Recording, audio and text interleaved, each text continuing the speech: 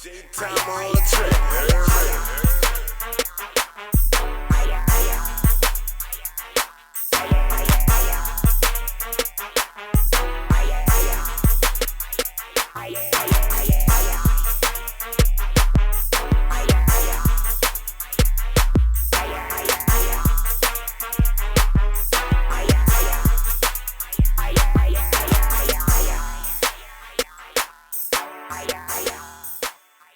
Man, we got a special guest in the building, man. New Orleans on.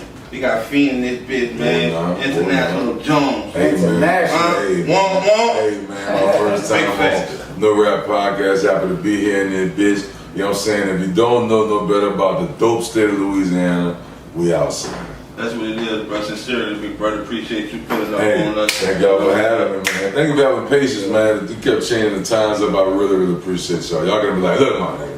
I've been in this bitch. I've been in here all day. I really appreciate y'all, bro. That's all good, big Yeah. brother. Appreciate you still keeping your word. Oh, yeah, man. Yes, Lord. Man, first thing first, man. What's going on today, man? How you living right now? What's going on? Man, everything groovy like a big booty at a movie. You feel me? I'm just enjoying life, man. Like, Right. no lie, bro.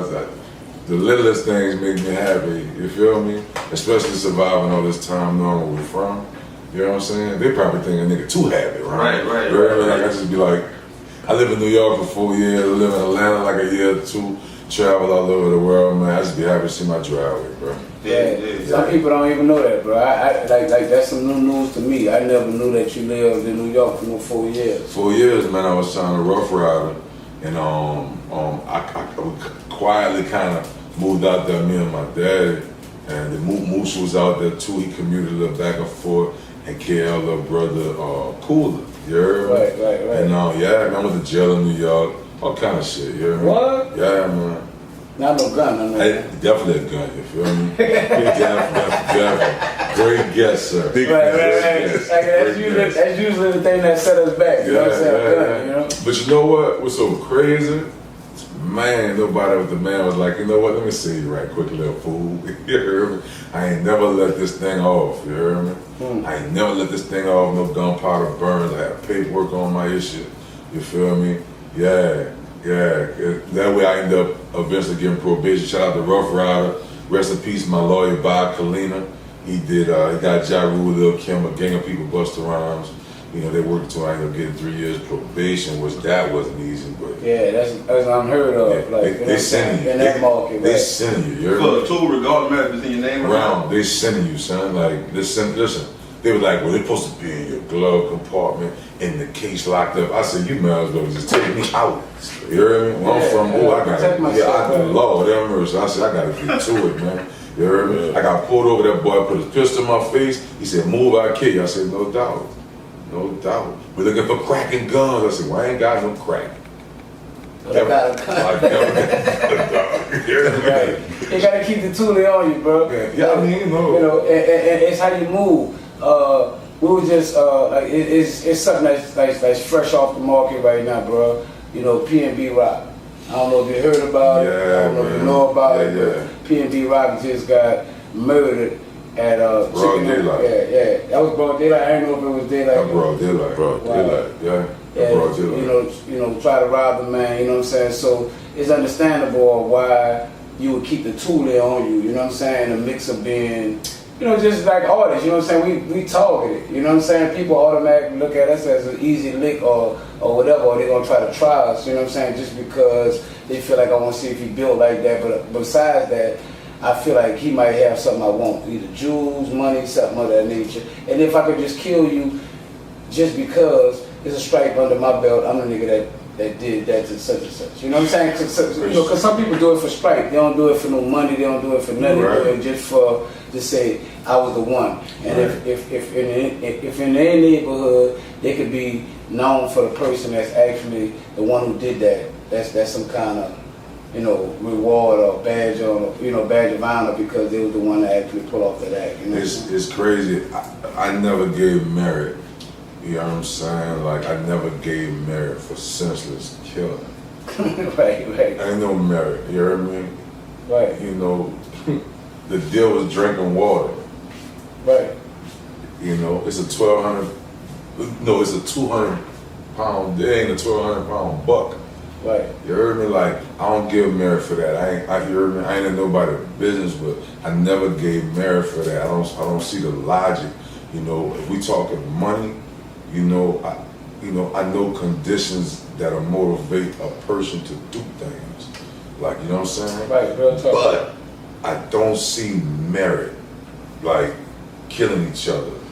Like, you know what I'm saying? Right. I tell the youngin all the time, I heard the little youngins talking, man, he owe me $50, $100. You know, I kill him. I was like, look, man, y'all don't even know me, you dig? But like, I'm, talking, man, look, man, I'm a little older than y'all. I said, Ron, you want your money or do you want to kill him? Like, you know what I'm saying? Yeah, what's your mission? I said, like, he like, what you mean? I'm just saying, like, you trying to get your paper, like, you dig? Or you just into killing people. Right. He like, man, I want my bread. I said, well, how you gonna get your bread from my dad, man?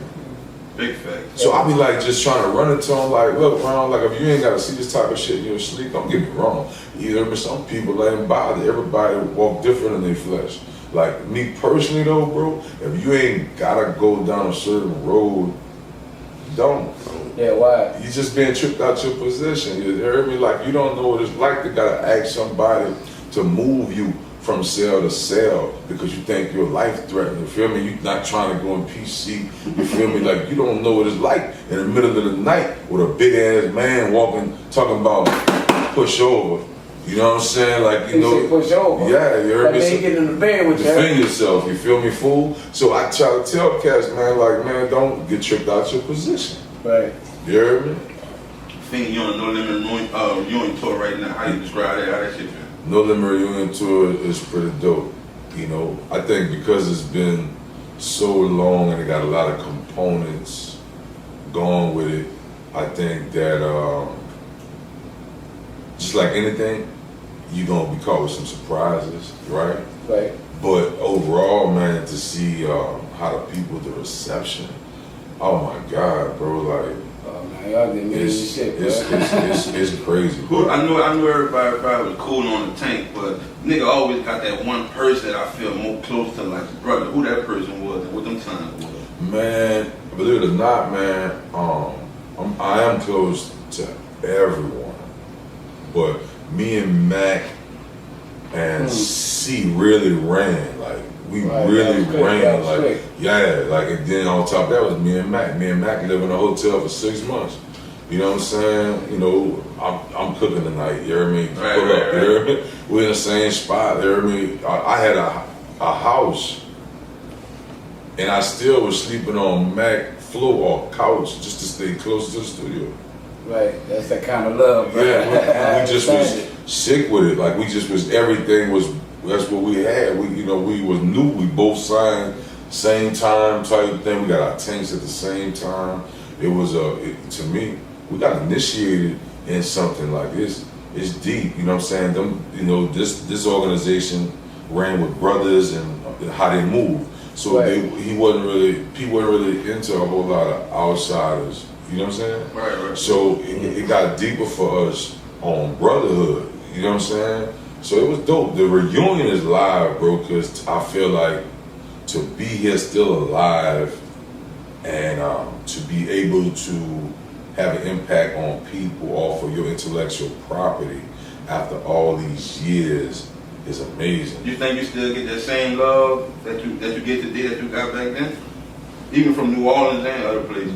To keep it funky, which I might have made myself so approachable that home is just endearment. Right. But at other places, you would be freaked out. It's overwhelming. Oh, you'd be freaked out, man. Like, you'd be like, you know what I'm saying? Right, it's overwhelming. But I get it because I was only a cassette and a CD in the car with these people during their childhood. Talk that shit, man. You know what I'm saying? I was with them doing their rides, their football games, their first piece of box. Right, you know what I'm all that. saying? Like, and I'm blessed to be able to meet these people for the first time face to face around over 20 years. So it's overwhelming, bro. You say you and Mac was cool when I saw you do the drop about the listening part and the album. What you expecting from that? Man, Are you having a sneak peek or something? Oh my God, bro. Talk to us. I want the world to just be able to lock in and tune into him so he could get whatever the blessings that's waiting for him that he's missed not over these years. Not trying to make up for anything, but whatever's today and tomorrow is waiting for him. Right. He's a genius, bro. His music is so inviting and it's so fulfilling being incarcerated. Like, you hear me? Every time I visited him, Ron, every time I talked to him on the phone while he was incarcerated, you swear that boy's on a fucking barbecue grill or something. Yeah. Oh, my man, turn the ribs over. You hear me? Like, his attitude was always big, and he made me, you know, shout out to the warden. I don't even know the warden name, right? I used to sit there 8 hours. I don't know how long the visitation was, bro. Right. They just let me sit there the whole day. I'm outside. They got the best snowballs in Hunter, bro. Right. I might be, hey, bro, I'm like, damn. I might be biased. I might be biased, but like, yeah, bro, like, I'm excited for him, bro. Like, oh my God, bro, like, he playing instruments and shit. How you even got to the tank? Like, how I got to the tank, I I got to the tank. Funny story is, when Master P. Percy Miller was doing this thing, I got a partner, you heard me? He's like a brother's name, Damien, you feel me? Damien went to the West Coast in Oakland and visited Oakland for the summer. Came back with the Oakland A's, starter jacket, the hat, you feel me? The whole experience, you heard me? Oakland out. So he had a TRU Music Master P, right? So I'm like, D, what's this? He's like, man, I'm fucking with this P is Master P. I'm like, D, I don't know, fam, you feel me? He like, nah. We went to Riverboat Hallelujah and saw a No Limit concert. It was Master P, Silk, C-Murder, for sure. Yeah, Me and X, right? He was selling his CDs and cassettes in the front, in the entrance. Right. Right? I bought his cassette from him. I bought it from people. And a CD from him, you heard me? Copped it like I'm a supporter, you heard me? I'm coming up artist, oh my God, I gotta support a nigga. So picture, that was my first whiff of him, right? Mm-hmm. Mia came and got me and Mac. Right.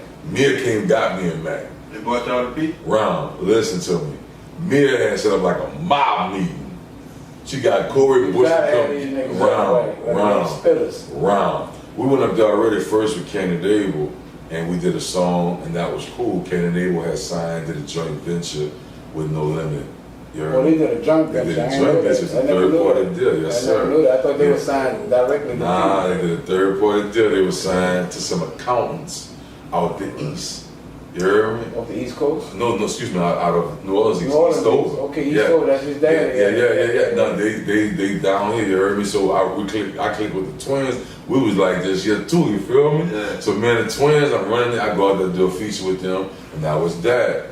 You heard me? So Mia came and got Corey Bush to come get me. I went and met her in Swagman.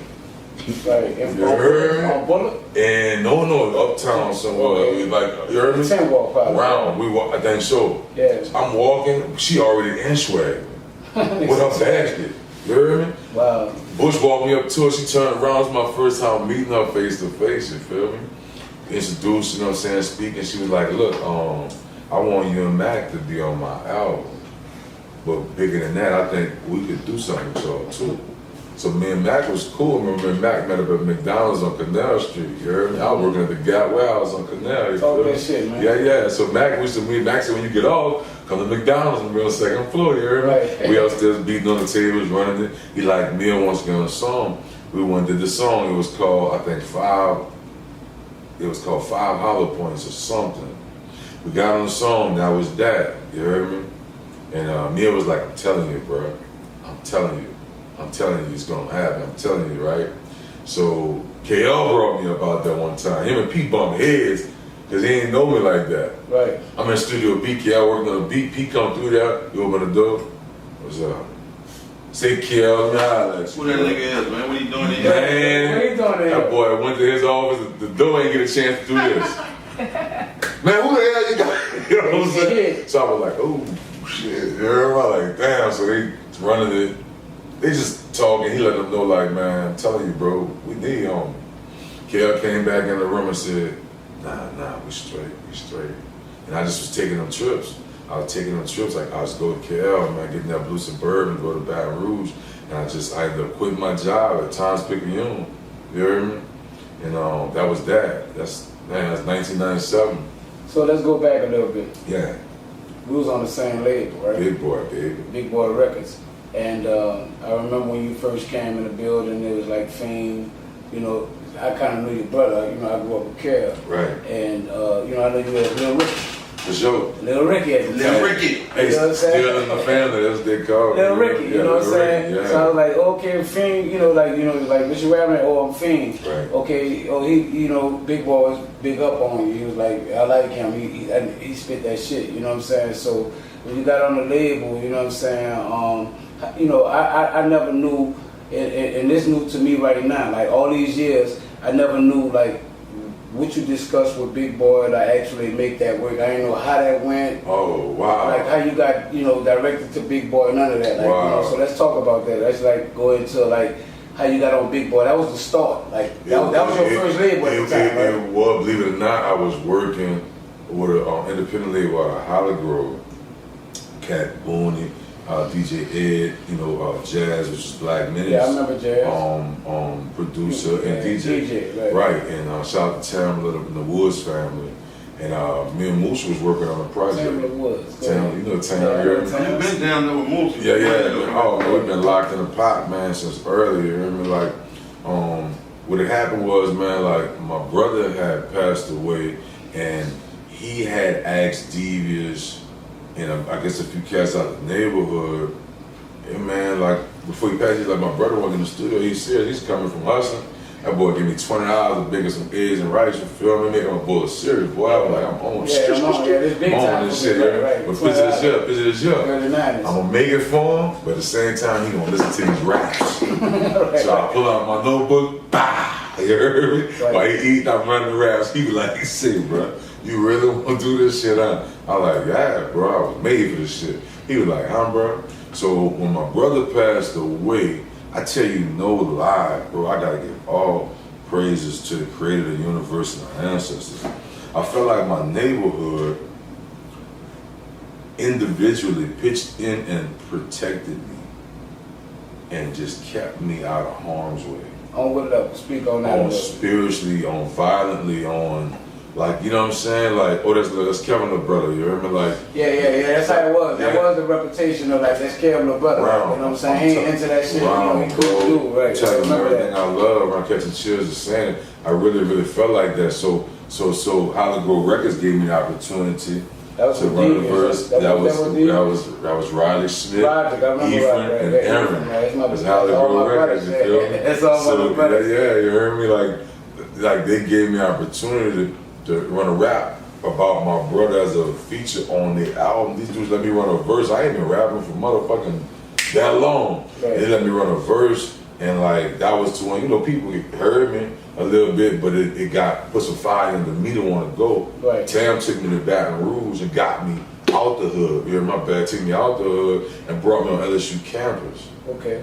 Just to have me in a different environment. Right. It changed my life, man. Right, made you look at shit. Bro, it changed my life, yeah, bro. Yeah, Hollygrove like a suck you under, bro. Around. You know what I'm saying? You know what's going on. You ain't live too far from Olive Branch. Bro. You was right around the corner, I right grew by up Tips. full house where bounce music was invented. Yeah, with Tips. Like, I know your house was full there, nigga. houses, you heard me? I tell anybody across the world, dog. I got a car in the museum right now, dog. I'm in there with constituents, people of serious higher education, and they acknowledging the fact, like, you culture, like, oh my God. Like I said, I grew up far from bounce music. This shit's real, dog. Exactly. So this goes for all of us. Right. We got the richest culture in the United States. I tell people, don't play with me, dog.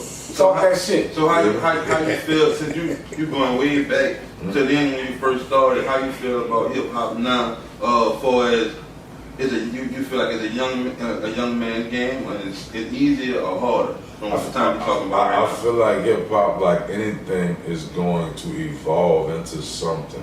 There's going to be some things that's going to be reminiscent and nostalgic to us of something, and then there's going to be some things that spawn and create something new. We may not dig it all, right, but we got to acknowledge it. You heard me? Change is inevitable. So we don't want to be like running from change. We just got to see where we belong in it, right? And how we evolve. I'm not saying everything that they did is good. I'm not saying everything we did was good. but I'm acknowledging it. You know what I'm saying? I feel like a lot of the youngin', if they had a little guidance, this is just me. Like, you know what I'm saying? Like, Pete, I ain't gonna lie, man. He used to be dropping gems. My whole thing is to pick up, man. I'm good with Birdman. I'm good with Rough Ride. I'm good with you name them, because I want the education. You heard me? You could give me something out your pocket and run me off. You could give me something out your pocket and feel you wrote me off. Right. But the education, you'll keep pouring in me. Chocolate Birdman, bro. Like, man, Cat used to always, we should be running it, bro. Like, if we don't do nothing, we could talk. Right. We could talk. We could slip in and talk 3, 4, 5 in the morning on a tour bus on Rodeo Drive somewhere, bro. Running it, just what's going on in the industry. You used to have them kind of conversations with him? Yeah, dog. I'm trying to tell you, like, two moms may never meet. Two men, right? Got Two it. men definitely. You hear me? They ain't stubborn. They man, yeah, bro. Cause we powerful together. I'm equivalent. I'm not less than. I'm not more than. I'm us. Like, you feel me? Right. That's why I never was tripping off of how big or what a career, or, you know, because numbers are infinity. I could be lost in that, searching something that never ends. Right. Instead of knowing what my blessings are. Right. To accept that I get to experience life. So, I mean, you know what I'm saying? Yeah, you take it in, right. Man, be comfortable getting 25, little man. You know, shit, ain't nothing wrong getting 30, youngin'. You heard me, man? Look, you heard me, ain't nothing wrong being 40. Like, you heard me crashing out, going early. There ain't no paper, they ain't player, they ain't, you know, they ain't beautiful girls on your lap, and that ain't gangster to me. You know what I'm saying? Like, life is to be experienced to the max. And that's one thing I don't like about today. I don't like the youngin' crashing out. That's the only thing I don't like. I don't like them crashing out, and the value of us is so beneath the shoe that is they being tricked out their position. Right. How you adapting to the feedback from the music that you putting out today? That meaning you think it's harder or easier today? You know what I'm saying? How you adapting to that feedback that you're getting right now? Man, believe it or not, I make music for me now. And the people that rock with me, I serviced my obligation contractually with what I was supposed to do in the music business. I made an album for them. Yeah. I made an album for my hood. I made an album for the world. Now it's just me. This shit cool to me. Fuck it. They ain't you feeling it. You know what I'm saying? It's for me. You hear me? I got publishing to live off of to remind me of my experiences. But this is for me. I'm supposed to set the pace now. I ain't just Fiend, I'm international Jones. I got passports and shit. I can't act like that ain't true. I be misleading a little nigga. Right.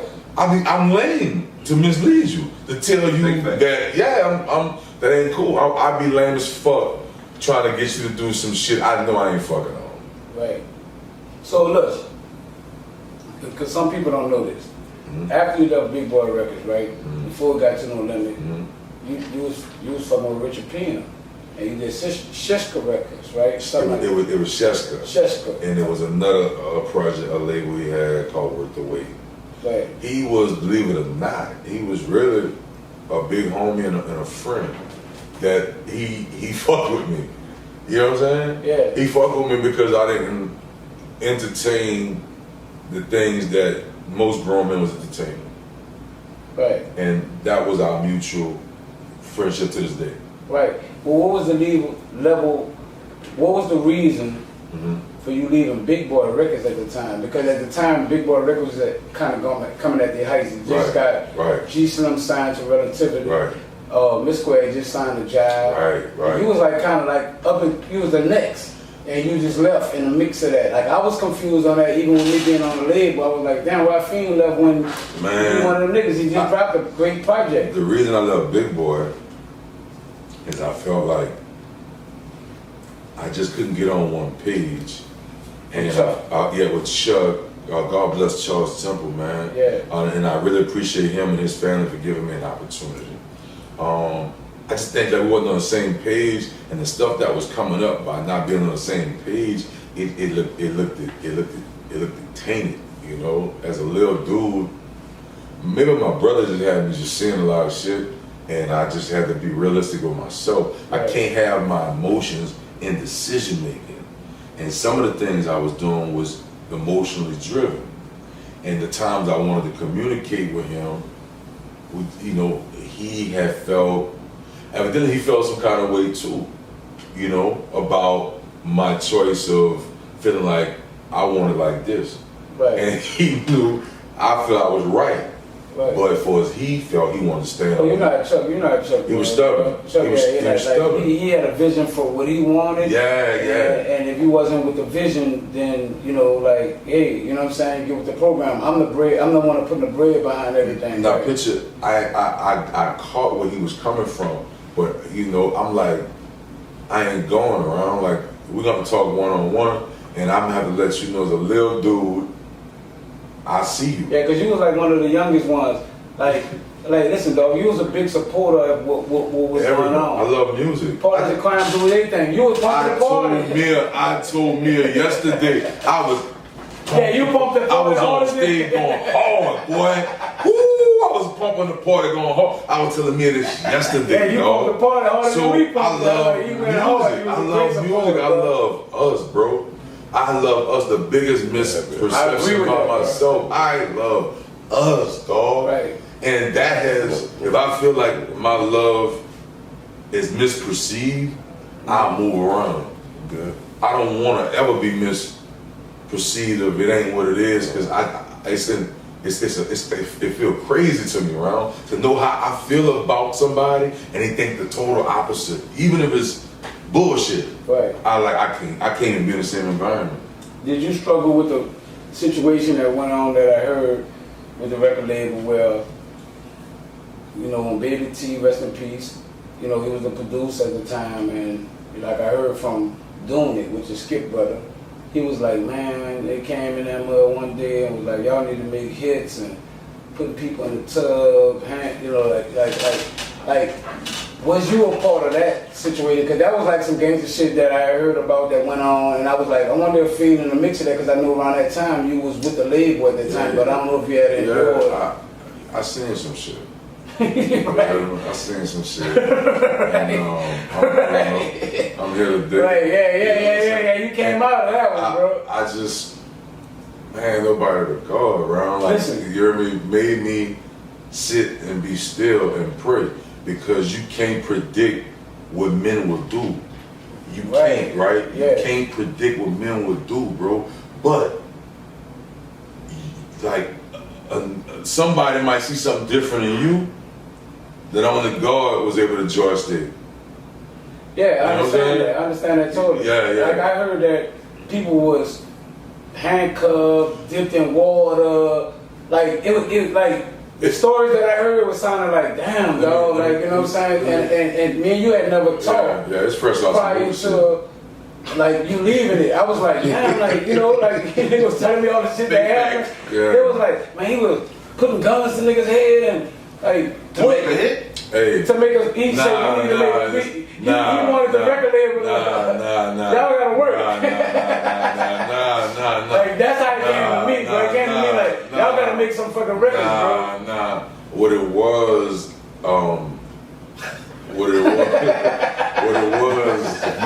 you know. No, I'm just being real. I'm touching on what I heard, bro. Like, me and you never talk about that. You know? What it was to give you a look in on a scenario.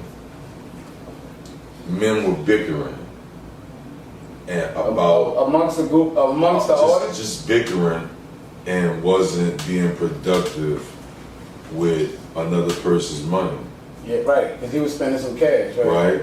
So I'm not saying it was a time frame, but I think it just got to a point to when you might be like, well, look, which all this bickering, you know, y'all bumping heads, you don't see the blessing you got before you to make. You ask God to give you 100,000, right? Right. To do something. Here you got 100,000, and you talking about, man, I can't, you know, I might have been poor boy sound. Right. Poor boy sound, bitch, we got 100 G, bitch, we just, you know what I'm saying? Right. Bitch, Skipper, get on the turntables. Somebody do something, you know? Yeah, I need something. And the reality. We spent a lot of money at the time, right? Yeah, and I think, I don't know, man, like I seen some listen, shit. when you left, listen, I'm in a blind on this, bro, because this is the first time we talking. Listen, you was in a mix of shit happening at Big Boy. Like I said, everybody was getting deals. Relativity with G Slim, Mystical with Jive. You was up next between you and Black Menace. Like all that was in a mix of what was about to go on. All PNC. All PNC. All sported. Yeah. We had a lot of heads at the time that was going on, but I'm saying for spitters at the time, you was up for it. Right. How did the contract shit? Because listen, I'm quite sure when you went to fucking with Richard Pena, that was contracted. How did you get out the move with Richard Pena to fuck with Pete? Because that was your next move. For one, I had no contractual obligations to no one other than Charles Temple, Big Boy Records. Okay. My guy was just like, he was just a friend. Like, you know, when I was a little dude, serious men didn't mind communicating with me about life. Right. And it was on me what I did, whether they confiding me or dropping advice to me. Right. Homies used to always tell me, Ricky, I like you, man. You're not like a lot of these. That's what Richard Pena used to say. That's what Rich used to say. And he used to say, I really want to see you make it. You know what I'm saying? So like I told you, two mountains may never meet, but two men will. And communication with the nation, word to Tim Smooth. And that's what happened. I couldn't get past a certain thing with Chuck, and I don't think he can get past, you know what I'm saying? I think Cass was just, you know, didn't know you can communicate and get past some shit. And we just couldn't get past to move forward on business. Right. You know what I'm saying? So what happened was I got the opportunity to get out. Right. I got a call, and somebody said, I got somebody I want to talk to you. Right. I got on the phone, it was Chuck. Chuck was like, yo, Ricky Fiend, I'm about to give you this release. You did? Where you want to meet you at? The office, you know? Yeah. And I was like, cool, you heard me? So we met up, he gave me my release, and that was that. I didn't sign with no other companies until I had signed with no other records. Right. Homie was just supporting and pushing. He was just rooting for me. He just liked it, what you was Oh like. man, he was just rooting for me, bro. He had a vision, and he wanted to get in other businesses, but he had other fish on his line and things going on. And always the advice was, you just be great, man. Be great. I want you to be great, bro. So he just believed in you overall. He just believed in me, and he believed in me enough to be like, you know what I'm saying? If anybody think they want to possibly work with you, and if, you know what I'm saying, you shit, I got your back, like, you know what I'm saying? He was supportive. That's how he was, like, you know what I'm saying? I let him know, I'm not really tripping. I go work 4 jobs and think I'm gonna do. Like, I ain't really tripping on all of the stuff. You say, you know, we could have got, I ain't never saying I ain't never, you know what I'm saying? You know, a fisherman can always spot another fisherman, you feel me? Like, I just never, you know, a lot of shit went down. I seen a lot of shit go down behind music. I seen men get beat with bats. I seen men be placed in tubs, taped up, ready to drown. Yeah, right. Talk that shit, man. I seen some shit. Yeah. I've been kidnapped, my nigga. That shit was going on. That was a serious label to fuck with. Right? It's not even music. It's just money. Like, you know, when you really think of it, it's money. You know what I mean? I seen some shit, man. Look, you know, like, it's on you how you play it. Yeah. Nigga get whooped with bats and shit. Nigga, like, everybody ain't coming back, bro. Mentally, everybody, some niggas is checking out. Right. Like, you know what I'm saying? Like, right. Yeah, you heard me? So with the movement, right? Mm-hmm. After you did the No Limit thing, because I don't think people understand, like, how in depth you go with it. Like, I know you was messing with 3 6 Mafia. Fucking well, right. You know what I'm saying? Doing some things for them. Mm-hmm. And then you got to a level where you know, got with Rough Riders and you was doing some things with them. How did you transpire into that, like, after the No Limit situation? The No Limit shit had me fucked up because I knew having a little job, I knew hustling a little bit, and now I have No Limit, and everyone assumed you got millions and millions of dollars. So you know, everybody, I couldn't tell a motherfucker I ain't got it. Nigga think you lying. Right. I think, you know, like, this is cheap. Just talking about this shit. Right, so right. You got to gauge yourself. Everything I touched, I took care of my mama. You know what I'm saying? Everything I touched, man, I got the first little money I got on the limit. I bought my mama a car. First little money I got, I just was holding it and just moved. Me, C, Mac, we traveling together. We got each other back. What you need? 10,000? Yeah, nigga, I get it with you later. You know what I'm saying? So right. I probably withdrawn $1,000 every day out the bank for no reason, dog, for fucking years as a kid. Did you get the artist package when you got with P? people say P gave out an artist package like a house, this car, shit. It's hilarious. a Artist piece, package. a watch. Hey, we gonna talk that shit, bro. Hey, That's check no us out. Rap Cat podcast. Check What we us talking out. about? I got No Limit. You remember the thing was on No Limit was if you was good, you get featured on somebody's project, and as a young person hungry, you get compensated for being on that person's project. So it wasn't no package. I can't say that because after you drop your album, or if you drop the album, he was grown and business-like enough to give you an advance and make sure you didn't fuck your money up. You know you got an apartment, a house. Oh, that's the package. Transportation. Yeah. Not necessarily. Nigga said that was a package. You got a piece with it? I don't know. Everybody look at it differently. But then again, if it's a package, you know what I mean?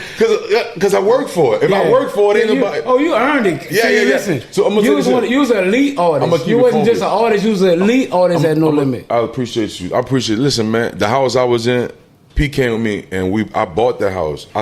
He was there. Like it wasn't like somebody Gave it to you, He right. came with me, and we went and bought my house. Like you know what I'm saying? Right. When we went and got Camaros, I had a red Camaro. Right. They had a lot of other I colors. remember the other colors, right? Yeah, I was going. All y'all was doing that. I was going. We was Z2A riders Ooh, around that time. come on, I Ron. totally understood it. Hey, bro, listen, to be young, come on, Ron. Everybody fucking their bread up. Come on, man. Right. Listen, that boy, we went to fucking Gary Lane off of Florida Avenue In Baton Rouge. and we went to go buy like 12 Camaros. You heard me? I remember the first person came up was like, just walked past us. And P looked at me like, let me see this motherfucker. You heard me? Some dude came down, P said, man, I want to buy 12 Camaros. He like, for real? Like, yeah, nigga. You know what I'm saying? He said, what y'all got, man? We got one red one, and we got all the other ones, black, white. What he said, man, give me all of them. We went right down the street and everybody got a year of insurance paid for their cars. Right. We young dudes. He set y'all up, right? Right? Just to be clear, bro, right? Now, most people eventually got apartments. I didn't do that. I worked and bought me an apartment. Right. 'Cause I felt like this is how I came from. I come from the big boy, the New Orleans. I come from like, You ain't get the country club house out the gate? nah, I wasn't a platinum artist just yet. So Okay. that's shit. I know some of them. Some of them that. country That club. wasn't part of Some the of them was package, country huh? club. Like, No, nothing. They was doing platinum. So shit, if they doing platinum, you add that up $8 a CD. Shit, they can afford that. Right. Yeah, you hear me? Right. But now I had a nice house, bro. I'm 21 years of age. I got a home, 3-4 bedroom home on the lake paid for. I can go with my dog, go jump in the lake. I got my own space. I got cars hanging out the garage. I ain't even driving. Nigga was definitely getting the package, though. That's some real Right. shit. Cause I remember, I know Dwayne and Dolio and them from get a commission personally, and I remember when they came through, they got boy all the got the Tahoes, Denali's. the Ooh, Niles. who and the shit. Denali's? I remember that West shit. Bank was Right, pumping right, the right. Denali's, baby. Look, it was dope, but you got to say that bread. I mean, listen, we were talking about it, because people always try to talk about like almost like a stimulus package, but at the end of the day, that was a great setup for people that's coming from nothing to something, right? Fucking right. So, like a lot of people like to talk about P in a manner of like it wasn't fair, but like I was an artist on the outside of that. We had an opportunity to sign with No Limit, maybe first. First. Yeah. Y'all right. was talented enough to win. Y'all was on his radar first. Right, yeah. Let's be clear. But we ran into some problems through the Down South Hustlers, what permitted that from happening. You know what I'm saying? Like the business wasn't right and shit didn't go right. So with that being said, with y'all being set up, what y'all was set up, bro, I was kind of looking. I was on the outside. I was looking in. I was like, damn, bro, like, because when the whole Big Boy Records thing broke up, we had a meeting by Mystical House. You was there. Sporty, it was a couple of people there. Like I think the Ghetto Twins, we was all talking about it on why it happened, why y'all leaving, because we was like a big breadwinner for Big Boy Records. Y'all at the wasn't time. like Ron. You were the Yeah, breadwinner. the breadwinner Come on, Gucci, right. Gucci, bro. Yeah, I'm just Come being on, bro. Come on, I'm man. being modest, bro. No, listen, bro. No, let's be clear. Let's be clear. Come on, Partners tell me. in Crime sold a lot of right. fucking records Right. for this label. Be clear. So be clear. we was one of the first ones to leave, like just because we had some of the problems that maybe you had. I didn't directly know your problems, but my problems was like we needed more. We needed more from you. We should be getting more, and things should be going bigger for us than where it's at. We just believed that for ourselves. Facts. So when that didn't happen, we had a meeting at Mystical House, and we kind of explained to everybody that, because a lot of artists was thinking that we was only getting paid off the shows, but we was telling them that we was getting a royalty at the time. You know, and it was like royalty, like, because we was all Y'all new to was the selling game. units. Yeah, we was selling enough units to see royalties. Royalties, right. Right. So when we spoke on that level of it, like a lot of people was at all with it. I was trying to explain the Mystical at the time. You know, we're going to get into a little bit Mike more. ain't want to hear that. Yeah, and I was trying to explain to him that you had got a deal with Jive, but prior to Jive, you sold some records that you needed to get paid for. For sure. The reason why Jive was interested in signing you was because of the records you sold. So with that being said, Big Boy Records owe you a certain amount of money too. Right. You happy about getting the money that you got with Jive, but you ain't thinking about the money that you supposed to get from Big Boy Records. Right. Now, at the time, we was getting real royalties from him. Like, we was getting some checks, and Chuck was like, "That's y'all business. Like, don't tell it to nobody else," because they kind of like outcast us. They put y'all in the boot camp clique, and they put us in like a bounce squad. And I ain't really like that because I remember you not feeling that. I wasn't feeling that. Only because you guys was excelling with another kind of genre that was birthed really traditionally in the city. Right. So it wasn't a bad thing. It was almost, to me, almost making you feel bad about being so successful in something else. Right. It's like, you know what I'm saying? You're right. I I get agree you with are that. a MC, right? Right. But you was already blessed, accomplishing something. Any man would have probably cut off his hands to have yours, especially at that time. MEANA. Right. Just to be clear with you, Gucci, come on, bro. Right. Come on, man. I Like, you know what I'm understand. saying? Like, so just to be clear with you, we came to the shows. I loved how y'all set the party off. If you pay attention, did you see me making party records like y'all was making? Right. I respected your wave and what y'all was doing. And I know that's PNC. Right. And we're gonna let PNC be PNC. Right. You know what I'm saying? Right. So I get where you coming from. Yeah. But at any given point in time, I would have loved to been a standout. Yeah. Threat used to tell me the same thing. Like, bro, you complaining about something that y'all already winning on. I'm like, listen, dog, I want to be accepted the same way that he accept. Because, you know, Chuck wanted his label to be like Death Row at the time.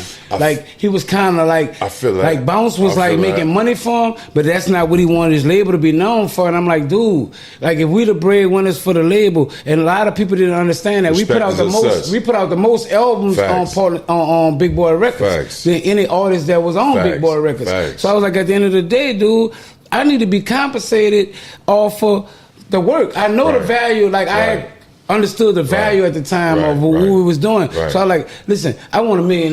Right. You know, I wanted $500,000. Kango wanted $1 million. Ain't nothing wrong with that. And Chuck was like, I give you $500,000, but I ain't giving you $1 million. Like, you know what I'm saying? It could have been contingent. Right. See, you get what you negotiate, now what you deserve. We didn't know the business at that time. Like, we was...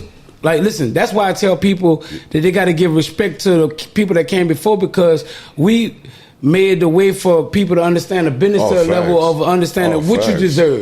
Because we didn't know exactly what we deserved. We just knew at the time, nigga, we hot. I see what we doing in these shows. I saw it in your attitude when you used to come to the studio. I used to be like, I actually love being a fly on the wall. Because I was like, you know what, pay attention. Because somewhere, in some shape, form, or fashion, this can may involve you.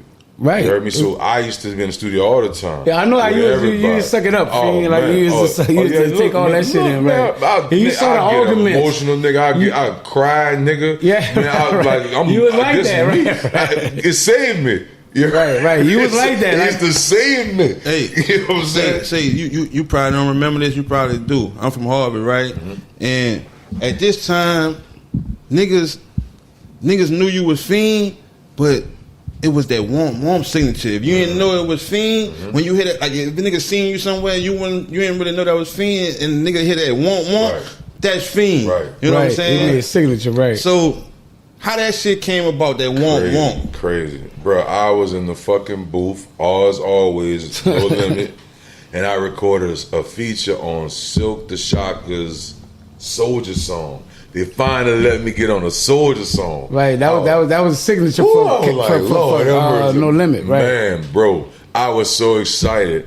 The beat was running, and my verse started off, "Want my problems. Remember me, Fiend, the one that told the shot it." Nigga, the beat was going. I was like, getting ready to do my verse. I was like, "Womp, womp, womp, womp." You know what I'm saying? That nigga Kel went skew. Bro, what the fuck did you just do? I said, I'm in that bitch. You heard me like, wait, I gotta calm myself down. Wait, what you talking about? He said, my nigga, what the fuck did you just do up in there? What did you just say? I said, I was like, womp. He said, do that shit again. And that was it. Right, that was over. Round. He said, do the verse, and I want you to come back and do that. And it was over. It was over, bro. It was fucking over, dog. Hey, listen. So listen. Hold on, man. Cause I ain't finished the L. That's why I told you I'm from Harvard. Cause you say I stopped right there. But let me hold on, nigga. The West Bank hold where my love started, dog. Listen, it started on the West Bank. Ooh, Chuck, God bless the dead. Hey, look. Baddest alive. The West Bank. Oh my God, dog. Listen. I ain't know It that. started on that West Bank. Listen. I thought Hollywood Grove. Hey, True. no, nigga, West Bank. West Bank was booking. Ooh, we used to take them limos, ghost limos. Right. Fiend, I'm telling you this because when I say it, you might not remember. And about the womp, nigga, that was the signature. You know how you be like, you see somebody you know, but you don't really know that's him. So you'll try to say their name low, and if they respond, you're like, oh yeah, that's him. Right. So look, I'm like 13. I'm walking around the corner, me and my partner. At this time, you know, nigga is smoking Reggie and shit, you heard me? Big Octomos and shit. We with the big old C's. Look, yeah. Nigga, Red ass says. yeah. So look, nigga walk around the corner from on Esther. You was on Esther lot, the street over, on Joe Cooley Porch. You know what I'm saying? So cool. Listen, nigga. So my partner was like, "That's Fiend." I said, "I ain't no fucking Fiend." You heard me? And the nigga say that shit low. And you look. Nigga said that. Nigga said that. That nigga was in the hood by Joe Cooley, nigga. I remember the shit like yesterday. A big blessing. How you even jammed up with them niggas? That was like a nigga from our hood. I used to just lock in with cash, bro. Like if I was never too big for my britches, and if we was like minded, we could lock in. I never, you know what I'm saying? Like never wanted to be so big I'll lose myself.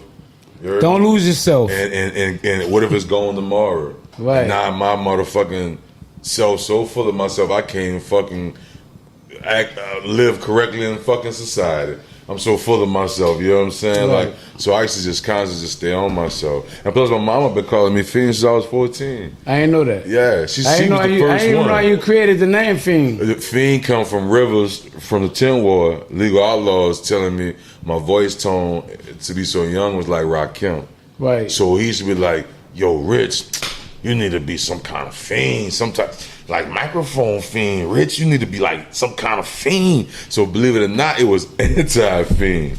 You heard me? It was anti-fiend? It was anti-fiend. Why? I do not know, right? I had a shirt. You remember that bitch made Hollywood Grove on the back, anti-fiend on the front? I wish I could find that bitch. You heard me? But then when I got with Sice and did the baddest motherfucker alive, he was like, "We're gonna drop anti." That's another thing, bro. We talking about being in the right place at the right time. Yeah, all that making it work. Right. Wow. Listen, bro. You asked how I got with Chuck. Devious, Mello, myself, Musa did an intro for Wild Wayne. Right? Q93. I never forget I wrote this shit in my mother's bathroom. Mama bathroom. I said it a couple times. I think the acoustics had to be right in that bitch. You heard me? You know what I'm saying? That gave it the right feel. Yeah, it gave me the right feel. There were a lot of raps in there. And I did that, and I ended, I don't know what made me. I was like, you couldn't define me, winding down. I was like, oh, you know what I'm saying? So I went and laid it like a Tuesday, while Wayne got it Wednesday, played on a Thursday. Friday, I was in the studio with Precise, sound service in the East, right? Sice was in there working with Sean on a track for Sporty T, right? I'm on the wall just like this right here. And I'm listening to Sice work on a track for Sporty. And I'm hearing boom, boom, boom, boom, boom, boom, boom, boom, boom, boom, boom. I'm on the wall like, That Dave was fucking with that? Or was Dave? I think Sean. Sean. Dave, I don't think, That wasn't. It wasn't Dave. Yeah, it was Dave, Sean. I think eventually, I could be wrong. It was like Dave or Sean. Sean, right? So I was humming some shit. Man, Sice looked at me and said, "Man, what you said?" I said, "I'm the baddest motherfucker." He like, "Man, go on the booth, bro." I said, "I'm getting on the phone and call Sporty." Right. Say, Sporty. Say, bro, I'm doing this track for you, dig. I won't use it. I could make you something else. You heard me? He was like, "Oh yeah, man, Sporty. Oh yeah, man, Sice, man, go ahead, man." You know what I'm saying? Right. So I'm like, damn. So I went in there. I had one verse, just one verse. I wrote another verse on the spot. Motherfucker alive? Knocked that out. It might have been the next day. I was shooting a fucking commercial with Will Horton. Wow. Yeah, I know. Will played a big part with Big Boy. Look, and for the record, I can say this now, son. I can say this. I think I can say this now. Say it. I can say this now. Talk that shit. My signing bonus was work. You know what I'm talking about? I was a little nigga, just wanted some tree. So I could feed myself. How much your signing bonus was, bro? It was just some work. I'm just gonna leave it there. You know what I'm saying? You hear me? But like, yeah, you hear me? Like this up. Because we ain't getting no signing bonus. That's what I'm trying to tell you. You probably was lucky to No, get it wasn't like that. It was more like, it was like, to me, in the mix of that energy right there, oh, I could do that. Whatever, if that's what, it wasn't so much like, okay, here's a signing bonus. It was an incentive. Right, incentive, right. Yeah, you heard me? So yeah, man. You telling me some shit I ain't know. I'm Chuck, rest in peace. You owe me some money. Hey, you say no. First, I want to tell you this. You say you make music for you now, right? Mm-hmm. I got that Brutal Juvenile right there on the wall.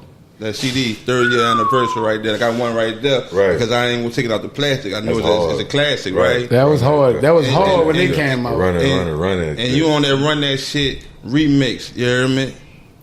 That's one of the best versions from Fiend, bro. Oh, category, dog. So, nigga, you saying you do it for yourself now, nigga. You done that bitch for somebody, nigga. That bitch. I'm a mirror reflection of you, Ron. So that's how I mean. Like it's just for my tribe.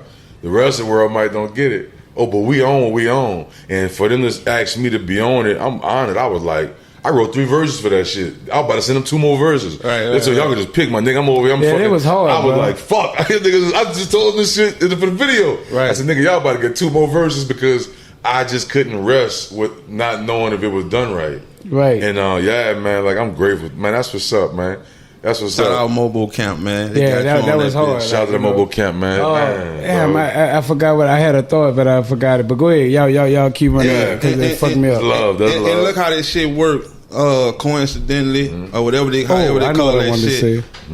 We were supposed to have you last week, right? Mm-hmm. And nigga ain't know that was Labor Day weekend. I didn't know. Yeah, we ain't know. Yeah, nobody knew. We just locking in. Locking in. And the cameraman, he had to go. He had went on a vacation, right? Nice. And so we was gonna get somebody to set in for him to do you, right? I got you.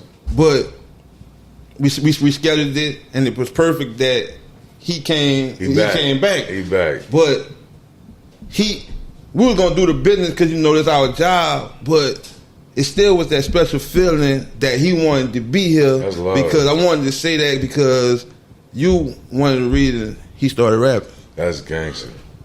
Hey man, God is good. Hey, but that's what I'm trying to tell you, Ron. Like it was therapeutic for me, bro. You heard me? I'd have never thought. Certain shit you can't tell nobody, but I could put in the music. You know what I'm saying? Right. Streets ain't safe. Only fuck with a few. You know what I'm saying? Like this shit was real life, my nigga. Like my brother, we seen a lot of shit. You hear me? From the 17th, man. Like it's Uptown is a motherfucker, bro. You hear me? Big fact. So I used to be like. I got a partner to this day, Lord, knock on wood, dog. Oh my God, bro. We riding in the car, come to the concert with me, right? Mm-hmm. Out of nowhere, we just get to running it. My friend, it's like one of my best friends. My dude was saying, dog, Rick, I realized I don't really fucking know you like I thought I did. Tell his name. Who Damon. is it? Damon. My nigga Damon, you heard me? Jizzle. And he was saying, Rick, what the fuck was you and your brother? To me, I was raised that this ain't your business. Right. Like, and it ain't for you to know, you know what I'm saying, what all my brother doing, and I don't want to endanger you, nigga. Right, like, yeah, because Kel was into his shit, bro. Them boys active. Kel was into his they shit. Was active. That was my partner. That was my partner. Oh, like, my right. nigga. Oh, dog! I told somebody the other day, bro. Yeah, Man, Kev was my partner. That's bro. what made me want to rap. You heard me? Because my brother left, and for him to have these people covered and protect me like this, I'm telling you, bro. I feel like Hollywood Grove just preserved my life, man. Tam, you know, Ed, Black Menace, Partners of Crime, just people just. Yeah, right. I'm telling you, bro. I saw it for myself, dog. I saw it for myself what my life could have went, because I had shit fucking with me. You know what I'm saying? As a little dude, not knowing how to communicate, thinking this the only way to solve this shit.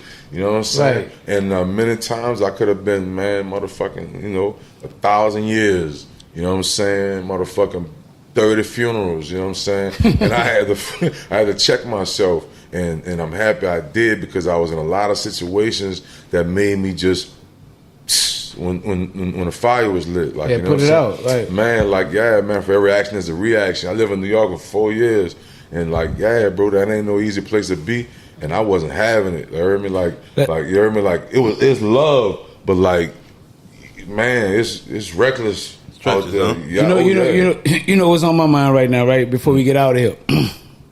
Well, we ain't going nowhere no time soon. Jet nigga. life. We enjoying this. Love it.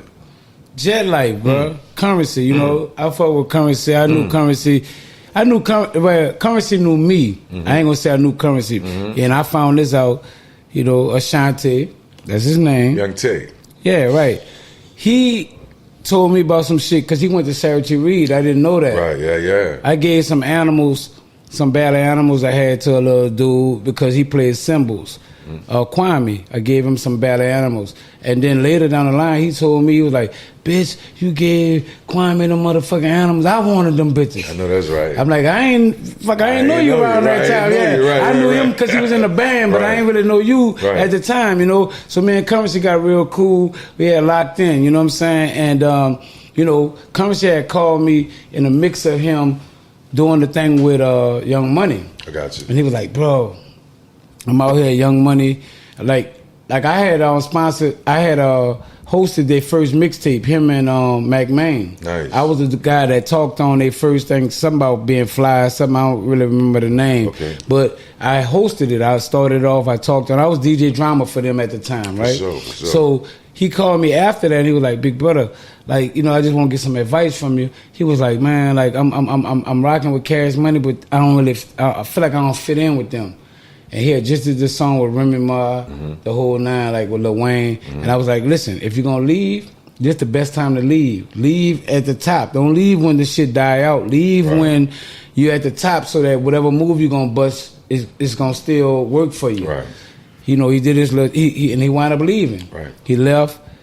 Whatever the little skateboard dude, SB, whatever his name was, he started rocking with him with the Fly Society thing or whatever. Right. And then he got on it, started doing his thing. And then Jet Life got created. So in the mix him running with the Jet Life, I see him here and there. I'm like, bro, I like what you're doing, bitch. I look like y'all going somewhere. Next thing I know, Fiend is attached to it. And he had International Jones. I had to reinvent myself. The Sleepy Bell. Oh, man. The whole nine started creating. I saw you rocking with him. Right. I never understood.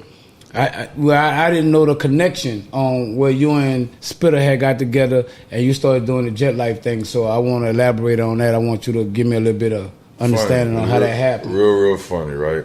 Well, for one, Moo was manager. Moosha was manager. I asked Moo to manage. He was manage you, manage me, and to me, he set a standard. And I think other people started seeing that and was comfortable enough to ask him to manage them. Right. So I got the New York thing at the jail shit. The probation kind of threw me off, and I kind of slowed down a little bit, and I was a little stagnated.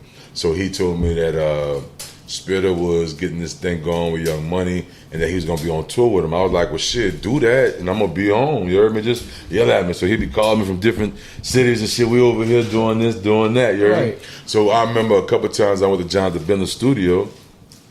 Yeah, I remember Spitter, that. Right. So Spitter be in the studio and he'd be wrapping up a mixtape and he'll say, big homie.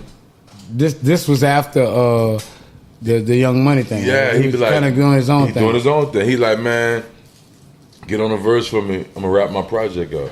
I'm like, cool, you heard me? I get on something. And he said, now see, I told dudes I could get you to rap real chill, and they didn't think I can get to do that, you heard me? Couldn't get it out because you were so hype, right? Right. So I was like, I love all music, so it's cool. Boom, we did that. So now we by Spin Spot in Shrewsbury. And he doing another project, and they asked me the same thing. I'm about to finish the project. Shout out to DJ Spin. Shout out DJ Spin, you heard me? So I said, yeah, you heard me? So I started jumping on some vibes. And to me, guys like that, we just went to talk. And he told me, can I burn? I dropped the independent project. He told me, can I burn? Motivate him a little bit. Right. He said he wasn't even really smoking then. He wasn't. I remember when he wasn't smoking. But he told me, can I burn? He didn't do no drugs. Like nothing, no weed, no. He was just always just a dope kid. Yeah, just a dope kid. Right. Dope kid, right? And so I was like, I was smoking. I was smoking like a fucking chimney, you heard me? So he said, can I burn? Motivate him a little bit because he was having to have this transition from this big label to independence. And he told me he saw that. And I was like, bro? He told me this on the back of a tour bus one day. We was on tour. My brother being attached to it alone just made it that much more, even better, because he saw a vision. And to this day, I'm happy to know that I helped build this. Like, you know what I'm saying? Yeah, I know that was inspired. Oh my God, bro. Listen, 2010, I lost my dad 2 months after I got married. I closed my dad's eyes. I closed my father's eyes in the hospital. I went to the studio at 3, 4 in the morning in the East. This is when we had nothing but a gutted house in the front and used to be a washroom, washer dryer. You can relate, gas? Yeah, so we end up expanding it a little bit, and Moo put a bed back there and let us put the studio, right? Round, this when you know your people love you, dog. I just closed my dad's eyes. I went to the studio. They sleep, round. On the couch, Pee-wee, Fendi P, sleep on the couch, Moo in the bed. Fendi P, right. The studio equipment right here, my nigga. I am beating the fucking walls off, making pieces of shit. Right. You hear me? Like, nobody saying nothing. Nigga ain't turning over, talking about my nigga, turn that shit down. You hear me? I'm up in there, 8, 10 in the morning, Mook opens his eyes to turn over, right? I mix this song, I record vocals, I pull him outside, let him know my dad died. We have our moment. I go back inside, I record a song. He said, come to Europe with us, right? Come to Europe with us, go to Amsterdam with us. Damn. Spitter go and judge the Cannabis Cup. Y'all come judge with him, right? I went celebrated my dad home going in Amsterdam. Did what we did, smoked joints all fucking day, celebrated, and I ain't mourn him. Like, put myself in a funk and be miserable. Right. I end up creating a project by the name of Tennis Shoes and Tuxedos. I remember that. It changed my life. Yeah, I rock with that. I wanted to celebrate my dad instead of... I ain't know it had that type of intensity behind it. Oh, my God. MEANA saved me, MEANA. Like, man, my dad had traveled with me, dog. We get pulled over. Your turn to go to jail. I get you out. You know what I'm saying? Right. I ran with my daddy, dog. So yeah, I know y'all right. I had to regroup. I had to fucking regroup, dog. And I recorded that project. You heard me? And a lot of the resources from the Jet Life, the Fly Society, people that Spitter Moo was known was sending me beats and helped me formulate this project. And I turned in this project, dog, and I celebrated, bro. And that put the nail in, put the hammer on the head on that, with us working with each other. Was you signed to him? I never signed. It just was overstood. Whatever you need, I'm here. Yeah, it was love. It was respect. Assistant tour manager. I'm hanging up flyers, posters in Canada. I'm being held in a fucking 4x7 prison cell in fucking Canada, chained to a fucking toilet while they go through our tour bus for 10 hours. Whatever I was gonna do it. He was there, you heard me? Yeah, like this, yeah. For sure. You smoke with Snoop on the? We've been doing that since 97, 98. I asked Chopper that because I used to smoke that weed a lot, and I always wanted to smoke with that nigga. How that shit be, bro? Snoop is good smoking because it's got the good times that come with it. That should come with it. You know what I'm saying? Let's put some music on, cuz. You know what I'm saying? Hey, man, shit, I got the munchies. The cupboard filled with fucking Oreos and snacks and, you know what I'm saying? He been like this. I'm talking about all kind of sweets and shit. So, I used to just enjoy that. You said the country club earlier, right? Right, a country club. Me and Snoop used to record anyway without nothing going on. He was in a country club? Yeah, we just record. He had the cigarillos, if I haven't seen cigarillos, it was called Mexicales. Snoop? Yeah. Mexicali. Mexicales. Me and Snoop just sit in the country club. Me and him, I'm recording him, he recording me. Right. You know what I'm saying? We probably got a couple songs. I know we ain't never really. Who smoked the most and who got the best? Spit Snoop. Who smoked the most? Let's start right there. They got, to me, they'll be all there together. They should be all day. You know what I mean? They'll be all Them day. niggas smoke, dog. They smoke a lot. Their tolerance level is super high. You know what I mean? So it's a part of their motion. It's a part of their movement. When it's a part of your movement, You gotta smoke, that's nigga. just what There's it no is. limit for real. Yo, there's no limit to smoking the motherfucking gang. You know what I'm saying? There's Zaza. You know what I'm saying? I call it that Rike. You know what I'm saying? Not the Hector. You know what I'm saying? You know what I'm saying? You feel me? You feel me? Right. Yeah, man. Like we've always been gas strong. I'm talking about we was on No Limit. Me, Snoop, Magic, C. Rest in peace of Magic. Rest in peace to Magic and Chastity. Cain and Abel was on tour, and Mac. I'll never forget this. Went to Amsterdam for the first time. Nigga, Snoop ran out of weed on his bus. Nigga told me I can go and buy an eighth from every cannabis shop they had. I couldn't get no more than an eighth from each one. Boy, I went to damn near every store. Just come back with a Ooh, I bowl, went to bitch. every store. You got the best over the best. Son, I had everything on the list. Man, give me that. Give me this. White Widow. Give me this Alaskan Thunderfuck. Give me this Northern Light. I was like, give me all that, right? Right. Boy, I'll never forget this shit. Boy, on the back of the tour bus. Boy, Mac, it's this our table on a tour bus. That's our bunks, right? Yeah. You may have to say C was our tear up, you heard me? Right, It's yeah, I hands down, understand. you heard me? Right. It was our tear up, you heard me? So listen, we on this bitch, I don't know what Free it C was. murder. I was burning on that bitch, man. Free him. Matter of fact, he free. He free. I'm speaking exactly. Yeah, He he free. speak. Corey Miller, free. Come C on, murder the daughters. free, Come on, right. your family. You heard me? Look, dog. Nobody smoked but me. C might have round. I don't know if I bullied the situation or what. Boy, I was smoking them motherfuckers in the back of that bus, dog. Everybody on the bus was sitting at the table because we love each other. We chilling. The boys at the table with me like this here. They couldn't handle it? Talk Wow. that shit, I look man. up at the table, nobody smoking. Now Snoop on his own bus. I'm looking at Canada, I'm looking at Mac. I'm noticing niggas are sitting at the table with me while we writing like this here. I said, man, hold on, Yeah, bro. all that I good said, smoke hold go to on. waste. I'm like, what the fuck? I said, hold on, bro. I said, right, I can put this shit out. Nah, do you, Rick? Do you, Rick? Round. We went to Europe. That was another something that made us have to bond, dog. We was niggas in Paris before it was niggas in Paris. Fact. Talk that shit, You man. heard me? Talk that I'm shit, just a kid man. from Hollywood Grove that was on the Eiffel Tower, homie. Right. You heard me? Like this early, dog. It's 98, my dog. Phone bills 5,000 to America. You heard me? Just trying to talk to you. Yeah. You feel me? Yeah. You heard me? So, Totally yeah, understand. dog. Listen, we got to Paris. We went straight to the Army surplus and everybody bought knives. That's how C was so protective of us. I don't know. We don't know nothing out here. We gonna be ready, yeah. Right. C took us to the surplus. We bought knives. Went to a concert with Snoop that night. Stood on stage. Somebody let a pistol off in the club. All we smelled was gunpowder on stage. Homie, when I tell you why the youngin' be going and don't have no real direction, I know we all can relate to them. Son, I smelled gunpowder. We didn't have nothing but a motherfucking switchblade on us. Knife to a gunfight. We went looking for a nigga. Nigga playing with Snoop, nigga. Nigga playing with Snoop. Knife to a gunfight. Ooh, boy, son, listen. Oh my God, son. Ooh, if we was coming, we was ooh, Lord. Y'all gonna stab a lot my of people dog. up, Whatever it was gonna go down, dog. If it was an arm wrestling match, it was about to be Yeah, a it was vicious about to arm happen, wrestling right, match. right. You hear me? But yeah, I had like the Europe experience. It was life changing, bro. They had a fucking riot break out in Lyons, France. You know what I'm saying? We had to fight our way out that bitch. One part we went through Germany was still so racist. They had to lock us up in the back of a tour bus and tell the crossing guards over the countries That y'all was somebody. No, that they were traveling like equipment and stuff.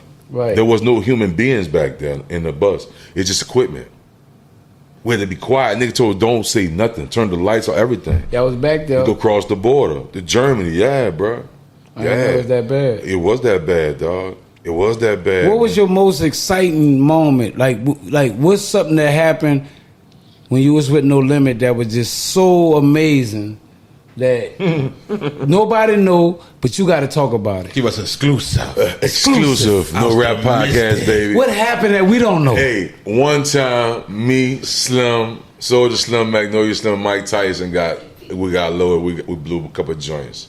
With Mike Tyson. Mike Tyson, 98, chilling. Did it go crazy? Because I know when Mike Tyson. He was like, yo, homie, I smell the weed over here, man. I was like, man, Mike, you can come hit this bitch, homie. Yeah, that's the champ. Another time is Puffy came looking for me to come holler at me, to tell me he was a fan.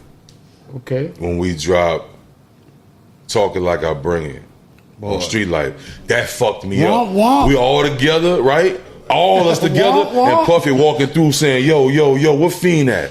Where Fiend at? Introduce me to Fiend, bro. And we rapping, me, Mike fucking around, whatever. Nigga tapped me on the shoulder, I turn around and it's Puff. I like, whoa, what's up? He like, yo, I'm a fan, daddy. You heard me? Talking Like I Bring It's crazy, nigga.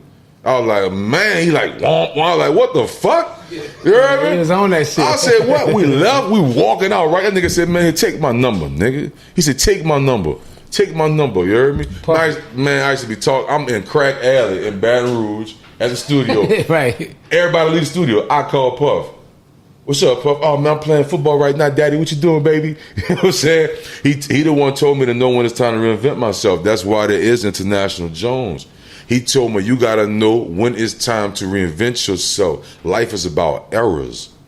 Can you survive errors? Ooh, talk that shit, dog. You heard me? Real talk like that. No, the money don't look the same. Why do Live, you? man. I am. Thanks. You feel me? So I'll be grateful for the relationships when I see him today. That's why his name Puffy. Niggas didn't know. They just finding out. That's why his name is Puffy. No one knew that shit. Right. He was Big Doobie smoking. You heard me? I ain't know that. That's exclusive. Yeah, we went to Listen. we went to a festival and Puff was at, and I remember he had the cones then. He was on cones early. Yeah. One more thing that's coming to mind. Mike, bro. Mystical. Your brother. No Limit. On tour with you doing a No Limit reunion. Mm-hmm. Is it a setback? Is it a mishap? Like, what's your feelings about it? How you feel about the situation that's at hand with brother? Like, let's talk about it, bro. I can't call it. I can't call it a mystical situation. I can't call it, bro. I'm gonna tell you, I can't call it because I have not experienced what he's experienced. Right. I don't know what it's like to walk in his shoes. You know about the shit when he lost his sister, the whole nine. We was on the same label. We dealt with that. We understand what was going on with Mike at the time. He get the first charge with a bogus rape charge, like to a degree. The second one was crazy, even more bogus. But this one, Round, like I'm just hoping all the facts can come out, and if he could be freed of the situation, I hope he could be free. I can't call it.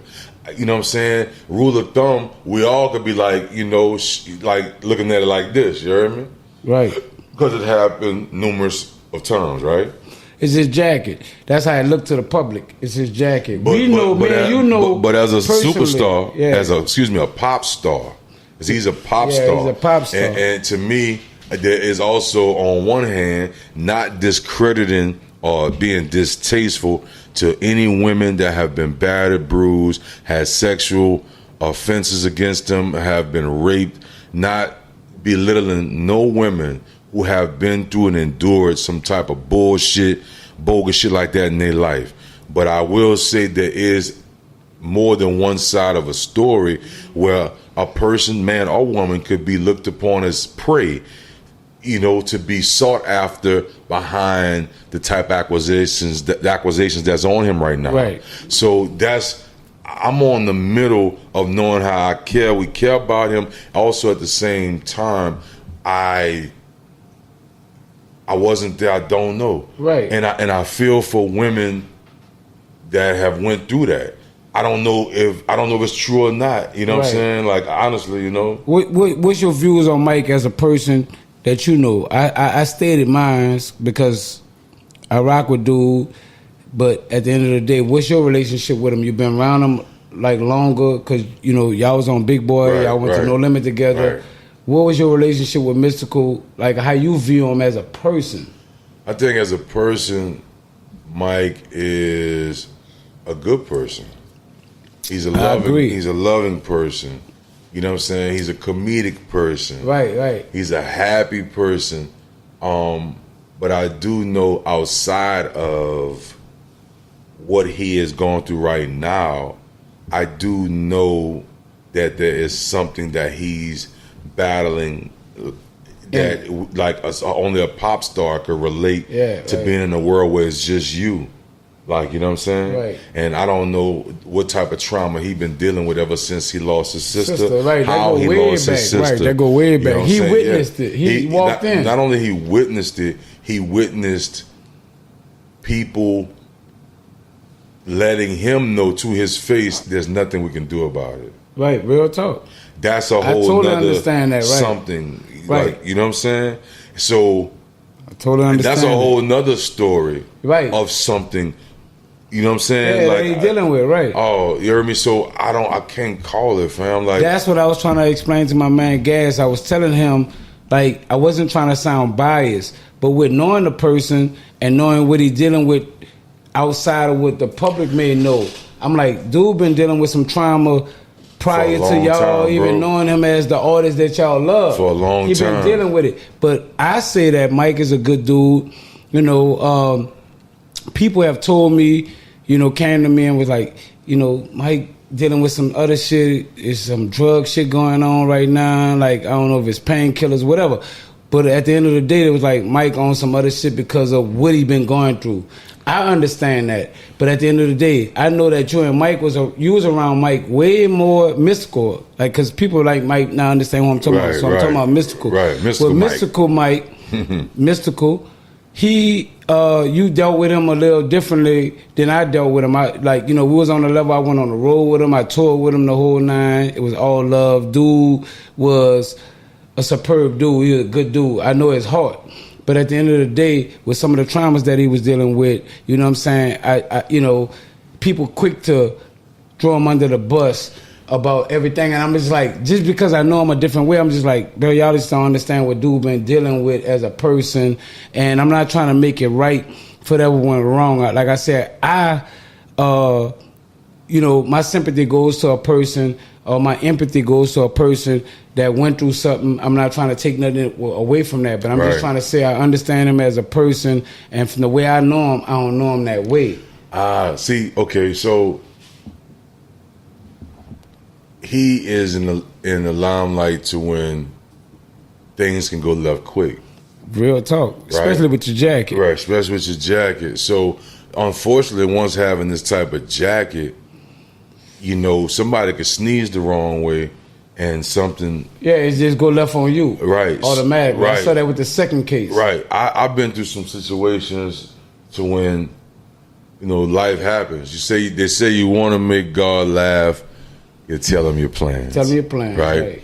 I had some things that happen that, everybody may deal with it differently. Mike was the first person to come run to my room and be like, "You straight? Like, you straight? You good?" You know what I'm saying? And that's another version of him I've seen. Right. I understand that side of it. So I was like, damn, I think Mac opened the door. Yeah, Mac opened the door, here come Mike. I was like, oh, wow, he Fiend, you good? You heard me? I was in the Bahamas. We on the jet skis. Dude told us not to go way out there. We went way out there. I falls off the jet ski. Oh, Fiend, bitch, I'm coming to get your bitch. I said, Mike, I can swim. Yeah. I can swim. Oh, my bad. I was coming to get your nigga. He was there for you, right. So I got those different versions of Mystical, of him, right? And I've been around him enough to know that the brother isn't hard up for a woman company.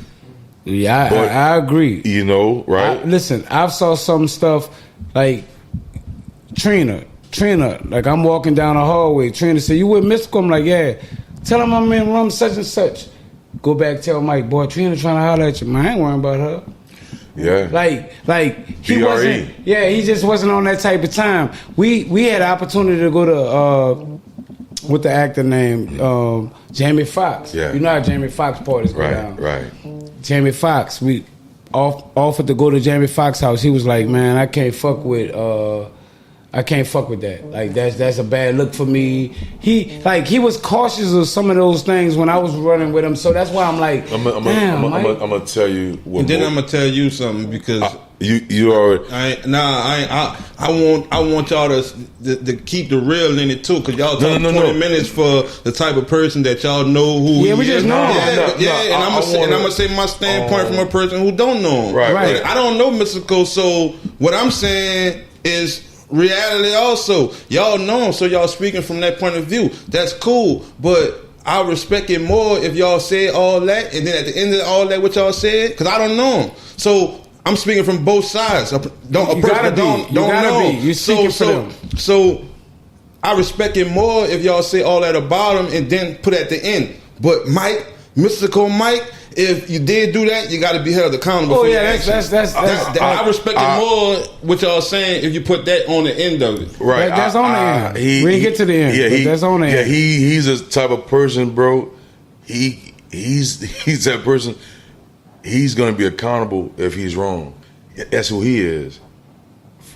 No, I'm just saying from the people who's speaking on that side. No, I'm telling you, like, he's the type of person. You know, I fucked up. That's right. But I had something I wanted to tell you about him.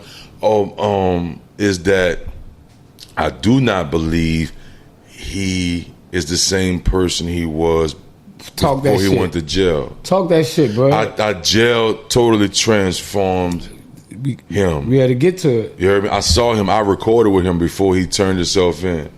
That man told me as a pop star, he didn't use that word, but for me watching him, dog, of who he is, that man told me, Fiend, maybe I just need to go sit down. I ain't never heard a man say that, bro. Meaning, like, I might need a break. Not saying his case was true, not saying his case was false.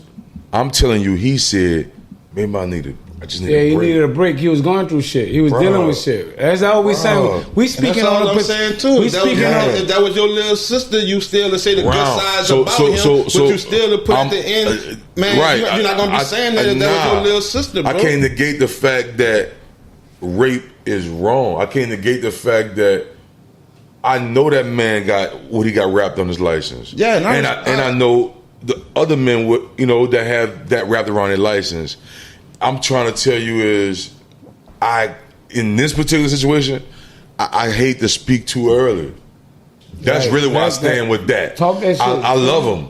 I just hate to speak too early, and I don't. He haven't been convicted. Nothing y'all said was wrong, bro. I'm just saying you still got to put that on the end. Yeah, of that, if it's wrong. Because if it was your little sister, you would not forget to put that part on there. Man, listen, and you wouldn't be so eager to say the good shit that you know, bro. You will still say that if it's true because that's y'all friends. But we know I don't know him, so I still gotta put that on the end of it. And I can't let that go.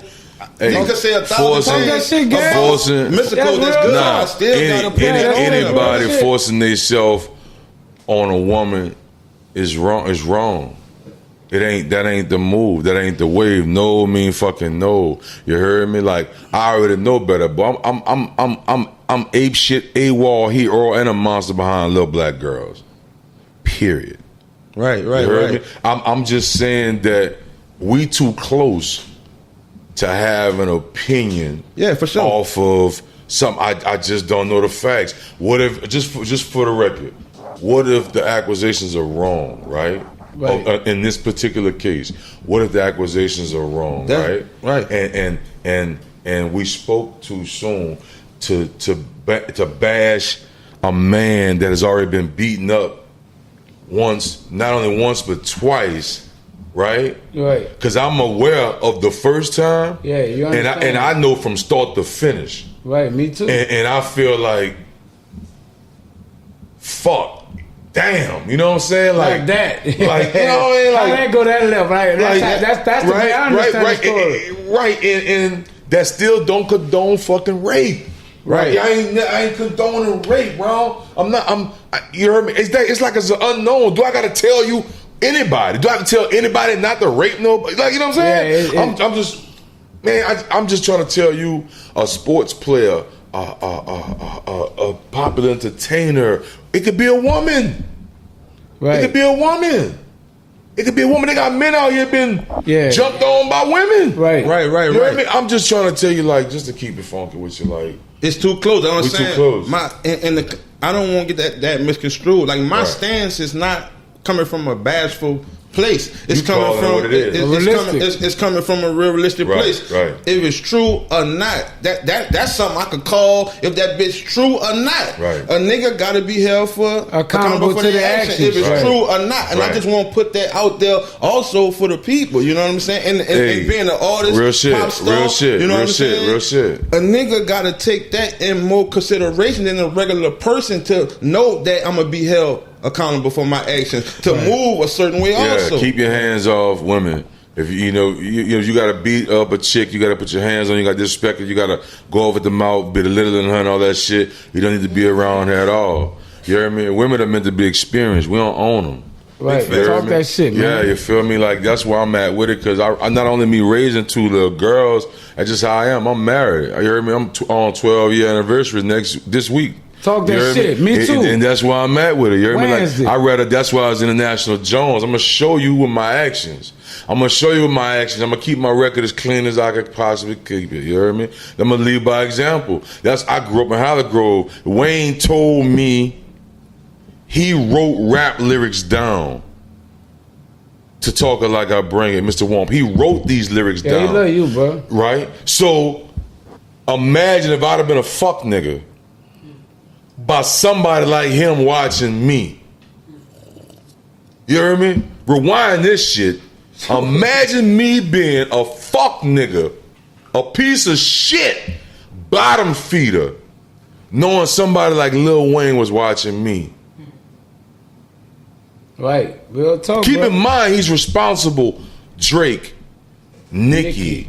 And we could name a whole bunch of other. And I was able to watch a PNC, a Black Menace. You heard me? Everlasting Hitman.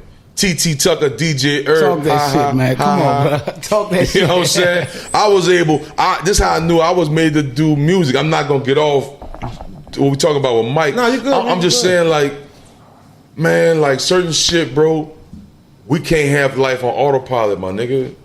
You know what I'm saying? Take the wheel, bro. Be responsible, be accountable, bro. Talk you heard that me? shit, man. That's why I'm at That's with the it, realest dog. shit you can say. Like, right? that's Right. round my word, man, my word, everything, bro. Like, and if it ain't something, trust me, something came up, because I practice it. My son watching me, bro. My son watching me, dog. I got to explain L's to him. Lessons, not losses. I got to explain this to him. He used to tell me, what the fuck I look like going home with a black eye explaining this shit to Romeo. Right. I'm a little like, bro? 21, like, bro? You might got something right there. Right. I explained the black Right, eye. so that's what we at in life. I'm more fortunate. I feel like I'm more fortunate to get a chance to see great people. I've seen great people all my life. And there's no room for me to be anything other than what I am, because I've had greatness around me my whole life. Right. You know what I'm saying? That's what it is, brother. We this shit that we doing, brother, chemistry, you know what I'm saying? I'm loving it. We could stay right here all day, man. Love. Before we get out this bitch, dog, is anything that you got going on right now that you want our views to support? Like, what's going on with you right now? Man, first of all, you heard me, like, go check us out, my little dudes. Go get some fucking jobs, dog. All this running up with the fucking stick and the dick and the switch, bitch, you gonna get 15 years or better. Yeah. You heard me? I'm calling it what it is, la homie. I'm calling it what it is. Like, to me, you know, I'm not fucking with that, man. You heard me? You want to show me some real street shit? Nigga, get a fucking job. Work on your credit and investing behind your fucking dreams. Right. You heard me? Talk that shit. You heard Talk me? that I'm shit, keeping man. it real with No you, Rap dog. Cat I podcast. could have had all kind of wild shit out here. You heard me? If I could motherfucking work hard, why can't you, thug? Right. And I ain't judging you. I'm just saying, how my mom look at you, my nigga? They say parents should never have to bury their children. Right. What the fuck is we doing, bro? Right. Come on, my nigga. What the fuck is we doing? You don't own no funeral home, so you can't tell me you're trying to make y'all business better. Right. Come on, bro. I'm keeping it real with y'all, dog. Like, learn some value for yourself. I'm not no old nigga, like, trying to tell you about yourself, and I ain't no preacher. I'm a reacher, you feel me? I'm just calling it what it is, bro. You heard me? Man. Come you on, feel man. me? I'm elated of success of us. I'm elated from success of us, my nigga. I don't know how many times this is my time getting rich. You heard me? Third, fourth, fifth, I stopped counting. You heard me? I like to stay in the studio, and I like to stay away from trouble. Right. You heard me? I stayed in the studio. That was my trap. I got my little dude right now. You heard me? He was a foster kid. You heard me? I'm talking to him yesterday. He just bought his first house. He been in the studio with me since he was a jit. You heard me? He been asking me, say, big homie, that smell good, man. Let me get some of that. My nigga, you would never get no work from me, dog. Talk that shit. Ever. Talk that shit. This ain't for you, bro. Listen, dog. Be what you want to be, but it ain't in these streets, dog, unless you help cleaning them shits up, bro. I'm just keeping it real with y'all. No I love cap. y'all, dog. No I rap love cap. y'all. No You heard me? rap No cap. rap cat, homie. We love y'all, dog. I got all kind of shit closed, all kind of businesses and shit. But to me, I just want to put this message out to anybody that's watching. Man, listen, you won't be gangster, be you, little homie. That's because that's the most gangster shit in the world is to be you, because ain't but one of you in this world. And the one-on-ones get money. I.e. Snoop Dogg. Ain't but one Snoop Dogg. The one-on-ones get the paper. You know what I'm saying? And that's where I'm at with it, homie. Like, this shit gotta go, bro. You fucking it up. We fucking it up, dog. Yeah, we get out fucking your it up. emotions, man. Get out your emotions, bro, and What go you find you feeling? a fucking some business.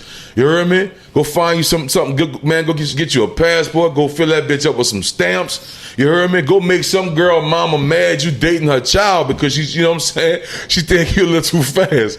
You feel me? But stay busy, bro. These streets ain't it, bro. It can't be no amount of money out here got you motherfucking eradicating our people like this, yeah. And that ain't gangster, bro. That ain't gangster, bro. Where we at with it, bro? Where we Talk at that with shit, it, bro? gang. Where we at with it, Talk dog? that shit, Your Fiend. mama can't be proud of this type of shit, homie. She gangster. She laid on a bed and gave birth to you and could have died giving birth to your ass. She still did it. Right. She knew what the chances was when she decided to lay with your daddy and had your ass. That's where I'm at with it, dog. Women are superheroes, homie. Respect them. You feel me? Women are godly creatures, homie. Respect them, bro. We gotta stop this shit. I don't mean like, man, look, man, I'm like, man, stop with all this fuck ass shit, homie. Keep it real with yourself. You ain't getting that type of money off of this stupid shit y'all out here doing.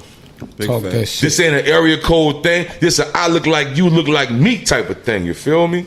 And that's where I'm at with it, homie. You hear me? Children watching, bro. You can't tell me you get no type of large bread off of this stupid shit y'all doing. I ain't judging you. I did a gang of stupid shit too. But I'm telling you right now, bro, get your 5-year plan, 2-year plan, 2-year plan. Make your mama, make my mom proud, bro. Make Papa proud, bro. Our ancestors should turn it over in their grave, bro. Turn it over in their grave behind this type of shit of how we treat each other, homie. Right. Everybody ain't got to rap about the same shit. Self-love. Self-love. You could be the manager. You could be the roadie, the road manager. You could be a doctor. Do something, bro. I don't like how we treating each other. You hear me? That's why I'm not making music for the sales and stuff. I'm making it for me, man. I smoke bomb pot. I hang with beautiful women and I travel the world. That's why I'm at with it. Right. Hoping I can inspire some people. That's why I was International Jones. I grew up on Holly Grove, 8827 Edinburgh. Talk 4 that houses shit, before nigga. bounce music was invented. Talk that shit, nigga. This right here. You hear me? Huh? Look, that 1-7. Yeah, I represent it, Man, I only homie. know I we in the represent. building. No matter where we go in the world, man. Look, you can follow me on Instagram, 504 Fiend. Yeah, I say O. We're from New Orleans. The O means 0. 504 Fiend. On Twitter, it's Fiend for the money. FIEND number 4 DA money. You know what I'm saying? At my last word is the pastor balling, and he prayed up. What's your problem? Big fact. Jesus wants you to ball. Ow. Ooh, Hey, talk that shit. Sincerely, big brother, I tell you speak on the dream and shit, and now you part of our dream on the No Rap Cap podcast, dog. And I sincerely, bro, appreciate you for coming. Thank through y'all and for rocking having with me. us, dog. Thank you for having me, dog. Well, I appreciate it. Hey, I saw this cat 13 years of age, homie. Right. This is amazing. This man's still here, bruh. He's still here. One of the forefathers of our culture, of our musical culture, is still here. That's big, bro. Yeah, it means something. That means something. Hey, bro, don't mind getting a little older and a little seasoned. Oh, that count. Yeah, bro. So it's all love, homie. Like, you heard me? Like, that's just where I'm at with it, man. Like, it's shit devastating what's going on out here, man. Social shakedown that everybody loves today. You created that shit. Yep. And it was just an idea. It was me, Gary Watson, excuse me, and my Crystal. And we sitting down. We like, man, we got to do something. I said, so I went to Derek Corbett and just pitched it. I'm like, look, what you think about me having a live DJ, you know, going live, really infusing it with social media and doing this? He's like, I like it. He said we could try it out. So I called Papa. I said, how you feel about being on Q93? He like, hell yeah. So we put everything together on paper, and like, even I remember Wild Wayne was like, how you got him to do it? I said, I don't know. I just pitched the woo, yeah. He was with it. And man, we was always trending. We was trending in other states. People listening and, you know, tuned in. We really, my whole thing was I want to make the listeners feel like they're a part of the show. So I would really, you know, monitor the social media, you know, call their names out, giving them shout out. It was new. It was, you know, it was innovational. People just went crazy. And after a while, I'm talking to Gary. I'm like, man, people starting to use the name. He's like, we got to copyright it. So I know we copyrighted the logo, and we went to the station. We're like, look, y'all need to copyright this show. I said, matter of fact, we need a vehicle. We need to do this. He's like, well, we don't. I said, man, I'll go buy the truck.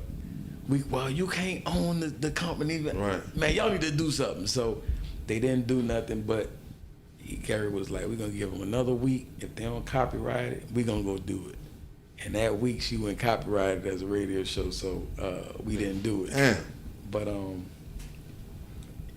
that, you know, took me to a whole nother level to where I'm like, okay, you created this, but now, and I remember like yesterday I was with, I had a dude reached out from Atlanta, and it's a event he did called Arts Beats and Art Beat and something, and it was a event where it was art infused with music, and he wanted P. So I called P. I'm like, man, this dude wants you to come to his event, whatever. P gave me a price dude couldn't afford it. So he like, next year he called me again. I can afford him this time. I want Master P. So I'm like, I called him. So I'm like, P, dude from the event wants you again. He said, man, we'll talk about that job. So we just talking. Dude called me every day. So I called P. I'm like, P, dude keep calling me. Dude on nigga ass. He wants you there. P like, man, I said, P, listen, nigga offered him 60,000. I said, 60 G's ain't a lot to you, bro, but it's a lot to a lot of people. I said, man, dude willing to fly to LA to show you the event and hope. He said, well, you know what, dude want to come out here and show me the event. He could fly here, but you gonna come with it. I said, shit, that's a free trip to LA. Come on, I'm with it. So I fly to LA. We sit down. The event was dope. You know, P like, oh yeah. So he said he'll do it. Dude wrote him a deposit. He said, all right, now bitch, you gotta come listen to this music. So I said we go in the studio. He put a song on. I'm listening to it. I said, man, you need to do this. He said, that's what I want to do. Who, Master P put a song on? Yeah. He said, that's what I want to do. You know somebody who could do it? I said, yeah, I called Black and Mild. I said, bitch, you wanna come there late? He said, fucking right. I said, text me your name and your birthday. Boom, bought Black a ticket. And then Ace B came out there, and we all in the studio, and they recording and doing stuff. And nigga P said, I'm happy with this team. I said, this team, nigga, what you mean? So all of a sudden, I'm flying back and forth. I'm coming to New Orleans to do a Social Shakedown. I'm flying back to LA.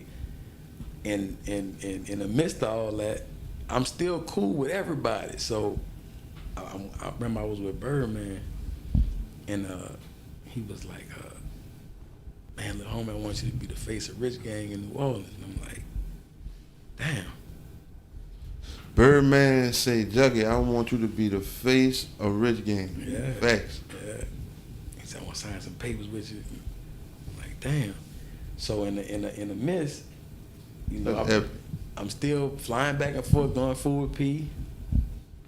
And you know, baby be so busy, I ain't really hear from him. You know, I, like only when like he'll come to town, or he'll ask me, do I want to fly to Miami, whatever.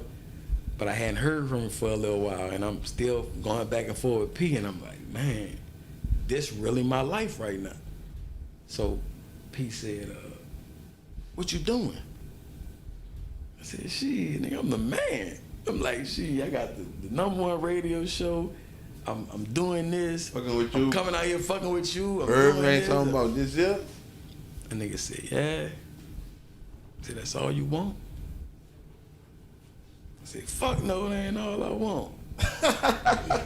Nigga said, shit, I can't tell.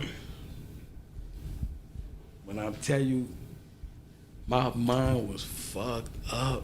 I'm like, damn, is this all you want? Like, what else you gonna do? I come back down, I'm like, so I went to Uptown Angela, I said, we need to talk. She like, you know, what you want? You know, I'm like, I said, man, I don't know. I said, sometimes I'm spending more money flying back and forth than I'm making coming here doing the job. So she said, I think you need to go talk to the head dude. His name was Mike Scott. Me and Mike Scott had a relationship. Right. I never forget Mike Scott said one day, he said, Juggy, if you were white, you'd be a multi-millionaire. He said, nobody move how you move. He said, all the cars you ride in, you know how, he's like, if I was your age, he's like, man, I wish I could do the stuff you're doing. I'm just like, damn.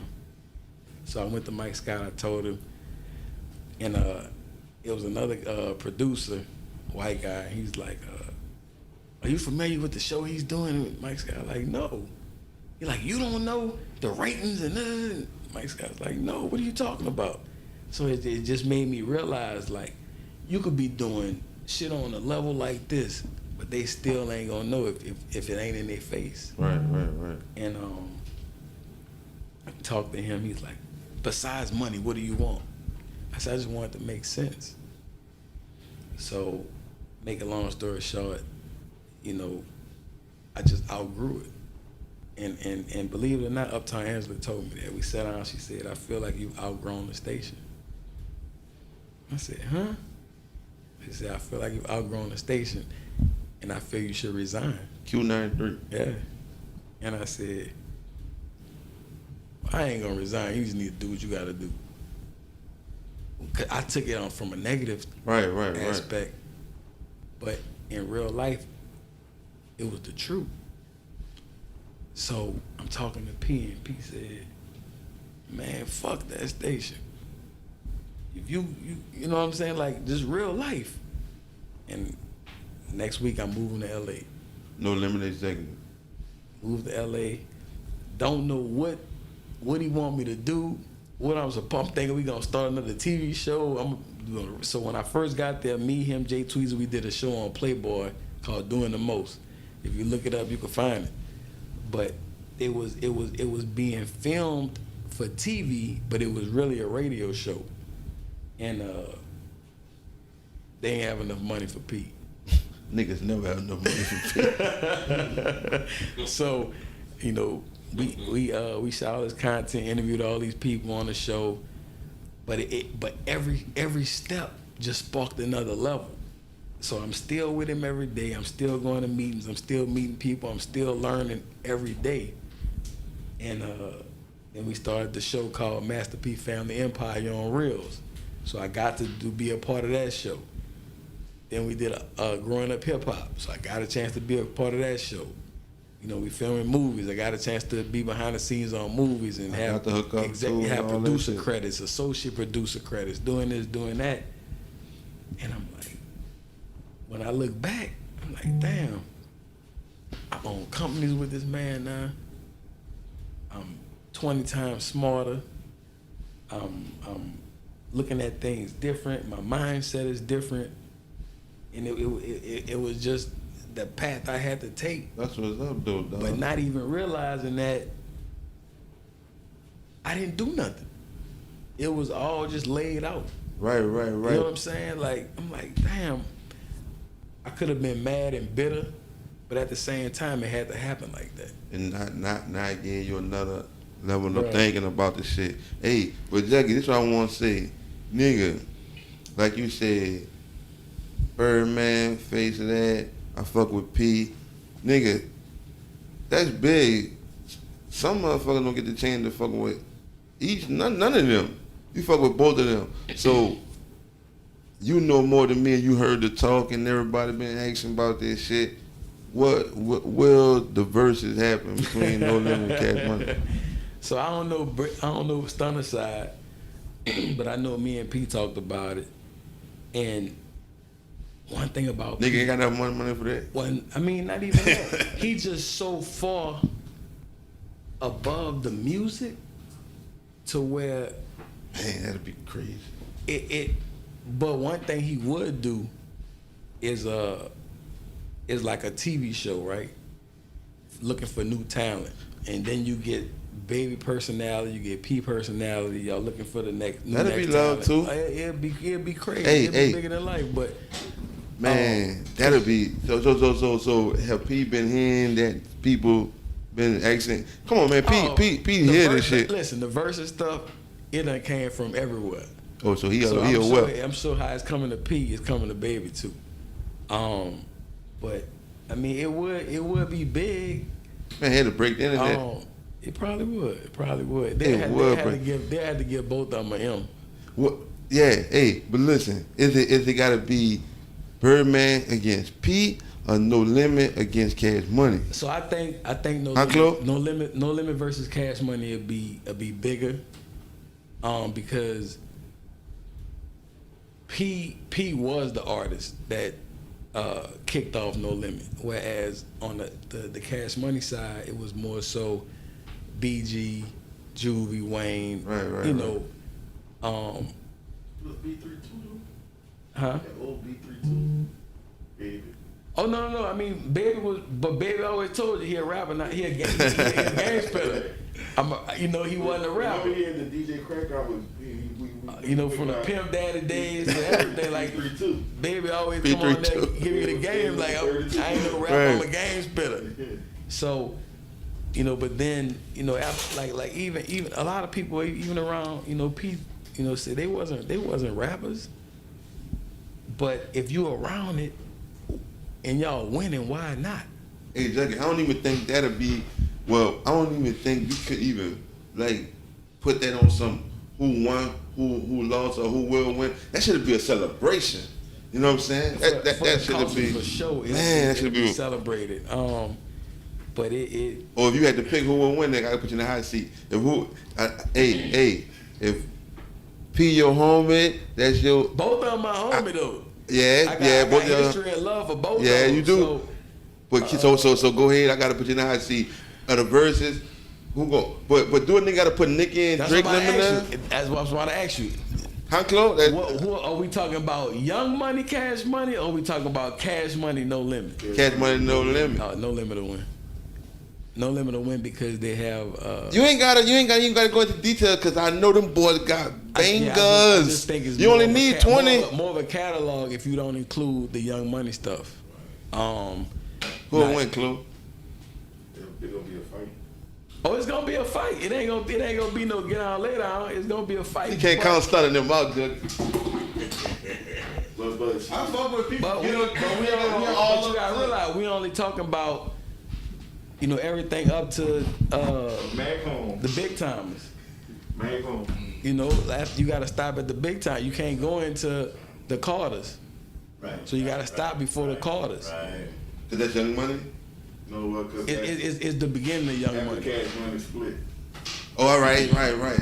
Hey man, niggas better not sleep on No Limit though, cause man, bangers. You know, but I mean, but both sides got bangers. They Both do. sides have real classic records and a classic catalog that you can't deny. You know, you got KLC and the Beats by the Pound. You got Manny Fresh. You really, and none of it sound alike. That shit a break. Everybody different. You know, you had We different. gotta make that happen, Juggy. P talking about talk show. P, I understand the talk show. That talk show shit cool. We supporting that. Nigga, you better give me the money yardage. Nigga, give me the money yardage. Swiss and Timberland need to make it happen. They gotta make They it. gotta have to cut a big ass check. Them niggas better cut it, cause this bitch gonna break the internet. Nigga gotta get that verses, man. That shit gonna break the internet. Boy, P, I hear you about that show. Boy, this and that, me. That fucking verses gonna go, man. It ain't gonna be none. I don't give a fuck. Ain't nothing gonna be better than that shit before or after. You're right.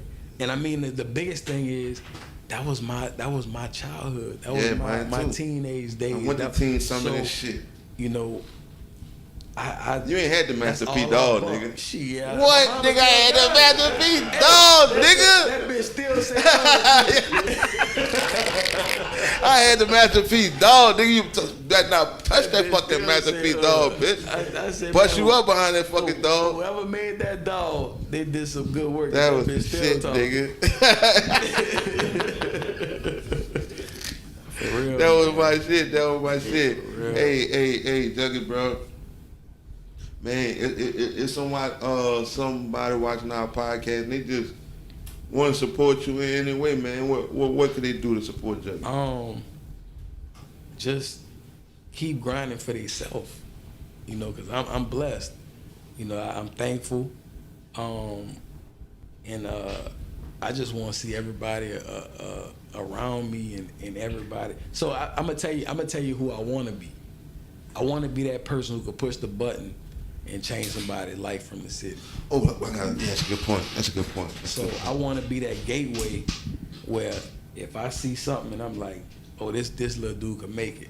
I could make a phone call and really change their life. That's who I want to be. I want to have a center in New Orleans. I want to have an office in there where people can reach me. I don't want to ever forget where I came from.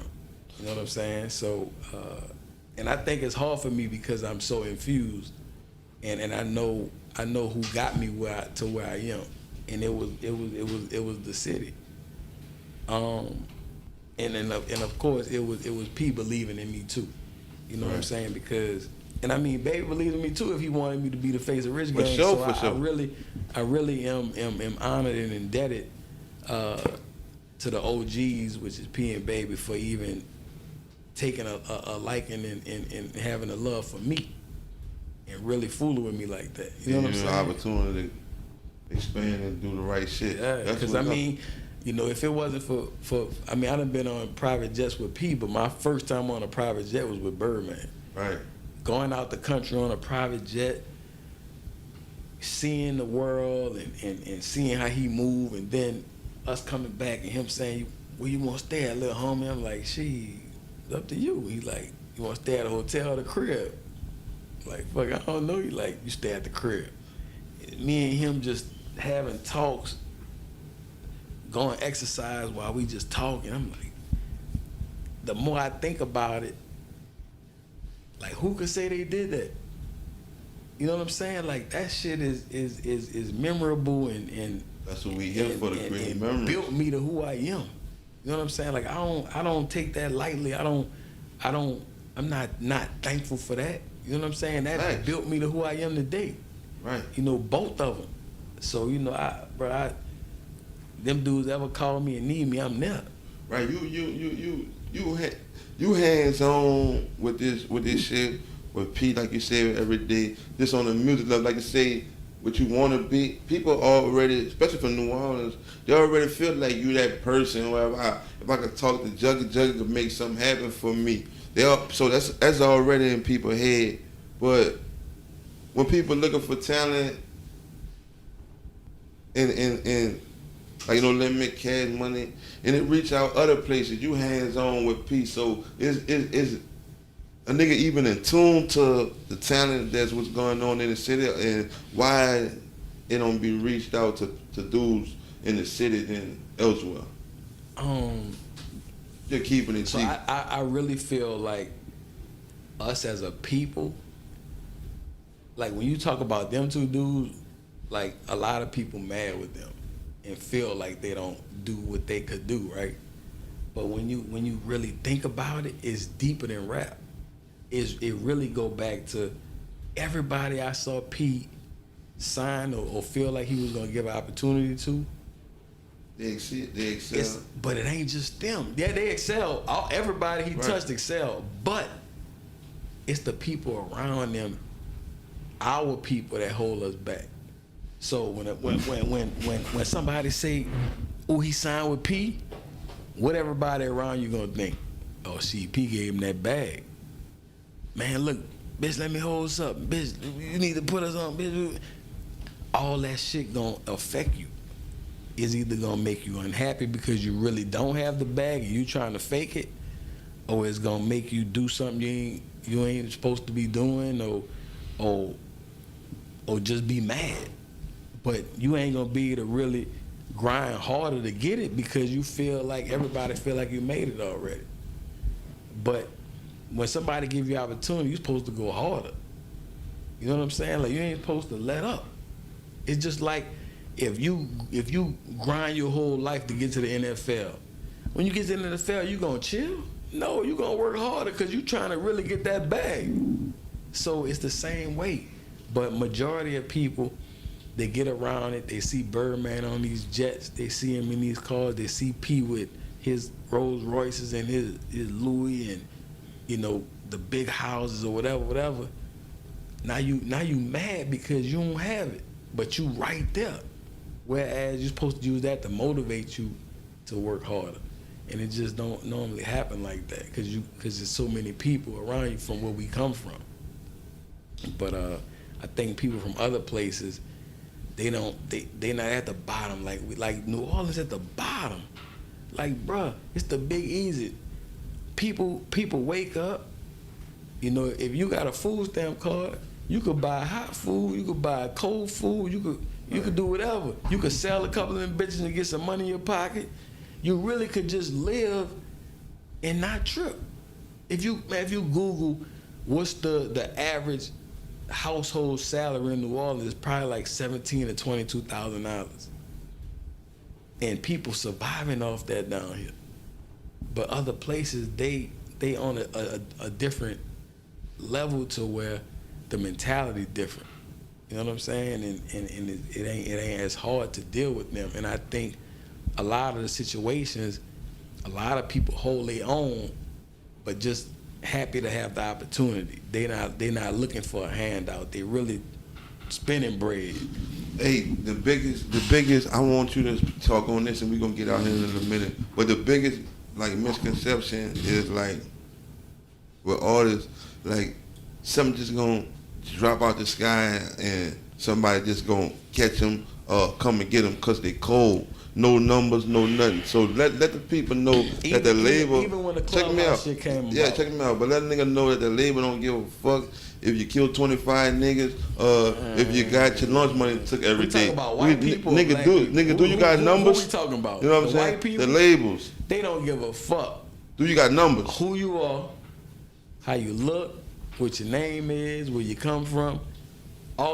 Man, look, we met with this dude one time. All he wanted to see was how many followers the people had on social media. That's it. He wants to see the interactions. That's even more important. Because you could have less followers, but you could have more people in your comments. Right. More people really in tune with what you're doing and going back and forth, engaged. So the engagement is more valuable than the amount of followers. But that's all they care about. Okay, what is he done? What is he doing? And can we make money with him? Other than that, they don't even want to talk to you. They ain't gonna give you a chance. A lot of label reps call me and ask me, do I know somebody? Because they see they TikTok popping, they see they getting a lot of engagements on social media, and they want to give them a deal. Don't know what their song is, don't like it, nothing. All it is a business. It's a business. And a lot of artists, you know, which they supposed to believe in themselves, but they feel like a nigga hating on them if they don't give them a chance, or if they don't. Bruh, one thing anybody in the entertainment business won't find is that next big thing. Why I'ma hate on you if you that next big thing? I met Master P, I think, in '96. By then, I had been in the music industry since I was like 10, or something like that, since like 8 or 9, as far as professionally. But I met him in '97. I think I was like 19 going on 20. And, you know, I had a decision to make between No Limit and a couple other record labels that were interested, and I chose No Limit because it was home, and I was familiar with most of the people that was actually on No Limit, so that was probably one of the major deciding factors as to why I chose to go with them. Right. So, I remember this shit, Teen Summer and all this shit. Man, I can't even remember Teen Summer. Hey, Damn. This was crucial. So I remember this at the peak. When you went to jail, this at the peak. Everybody know who Mac is, doing your shit, all that. And it's like you had the concert. That's when you went to jail, right? So that's when you went to jail for the concert shit. So to the fans, it's like they woke up the next morning and Mac was gone. That's basically how it went. Like from the fans looking from the outside in, like when you went to jail. Well, the crazy thing, and I think I may have, I think I may have said it straight before, as far as in the media, and if not, then I'll say it now. Actually, it wasn't even a concert that I went to for me. Like, I wasn't even really performing. That was the event that my family, our entertainment company, threw out there in Slidell, and there was a couple artists that my mother wanted me to check out, and I came there basically as a special guest, and, you know, something happened, and a young man lost his life, and I did the time for it. Right. So to the fans, it was like, what Mac at? Like me, like right. Woke up the next morning and Mac was gone. How it was, or what was going through your head the very first day when you landed in jail?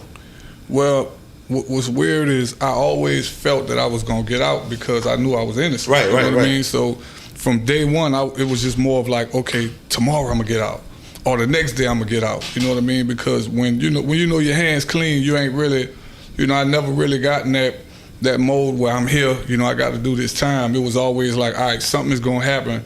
You know, karma is gonna bring, you know, the good karma gonna come back around, and I was gonna get out. So that was pretty much what kept me focused on, you know, my ultimate goal, which was freedom. But even the first night that I was in there, man, it was like, okay, tomorrow they're gonna let me go. You know what I mean? They're gonna find out what's going on and let me go. But that tomorrow turned into 21 years. Right. When you realize, like, damn, man, because that's the. Do it got multiple people in there wrongly convicted from your state? Like, what's the percentage of the people who in there that been wrongly convicted? Like, this some normal shit? Because you was convicted bad and did 21 years. So there's a lot of other people like that in there.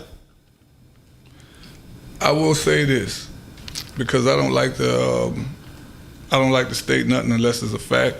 So because I don't have the facts, I'm gonna give you my perspective as far as from my experience. I believe that there are a number of guys, that are incarcerated for crimes that they either didn't do or they were given too much time for the crime. Like the time they were given exceeded, you know, the crime or whatnot. I have friends that's like a friend of mine who was charged with robbery, when it really was a theft.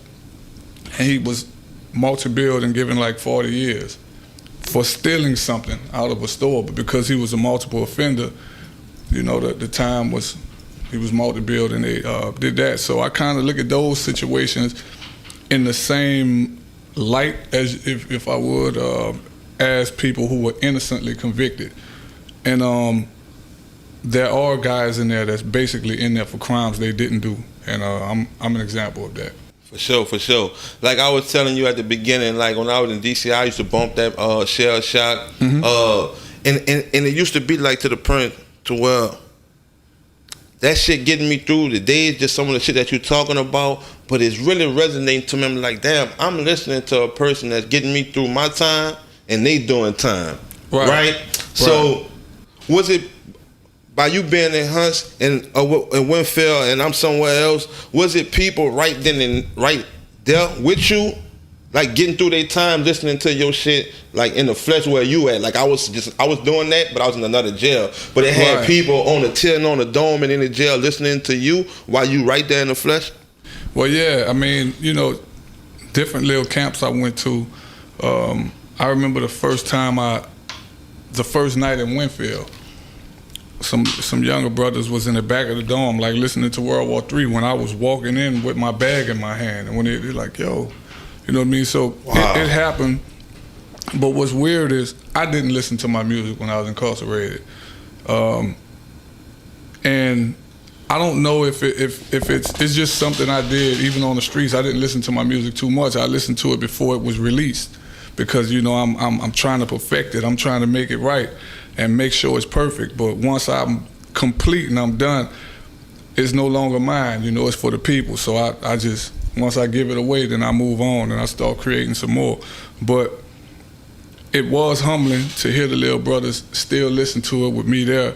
Of course, you know, once they got to know me, it was like, I ain't gonna be listening to this fool music while he's sitting up in here, you know what I mean? But it was humbling, and I was glad that, you know, they told me similar stories, like they said, man, it got me through. And that's what it's for. That's what we do it for, you know. The music is for the people. Right. What you missed the most when you caught your time and you was doing your time, but that one thing that you missed the most, like, man, I gotta get out of here? Raising my son. And it was hard for me because my dad basically taught me most of everything I know. So I couldn't really imagine what my son was going through. You know what I'm saying? So it was kind of hard because I didn't know how he was feeling. I didn't know what it was like to be a fatherless child, you know, and so what I did in response is I started mentoring young men while in the prison, because I wanted to be something for them, you know, and in some selfish way, it was my way of trying to raise somebody's kid, even if it wasn't my own. And through them, I learned how to understand, or I got a window into what my son could have possibly been going through. You did that on your own? What happened in there to make you shift it? Because we talking about young Mac, wilding, just you in jail. So when it came to the point to where you wanted to turn that around and give back to the youth like that, and you going through some shit yourself, like who helped the helper type shit, like when you down? Right. Well, I mean, I just think it was duty, and you know, I never was a violent person. You know, music was always my thing. Like, I've been an artist since I was a kid. You know, that's the thing that really was more important to me, I would say, than anything.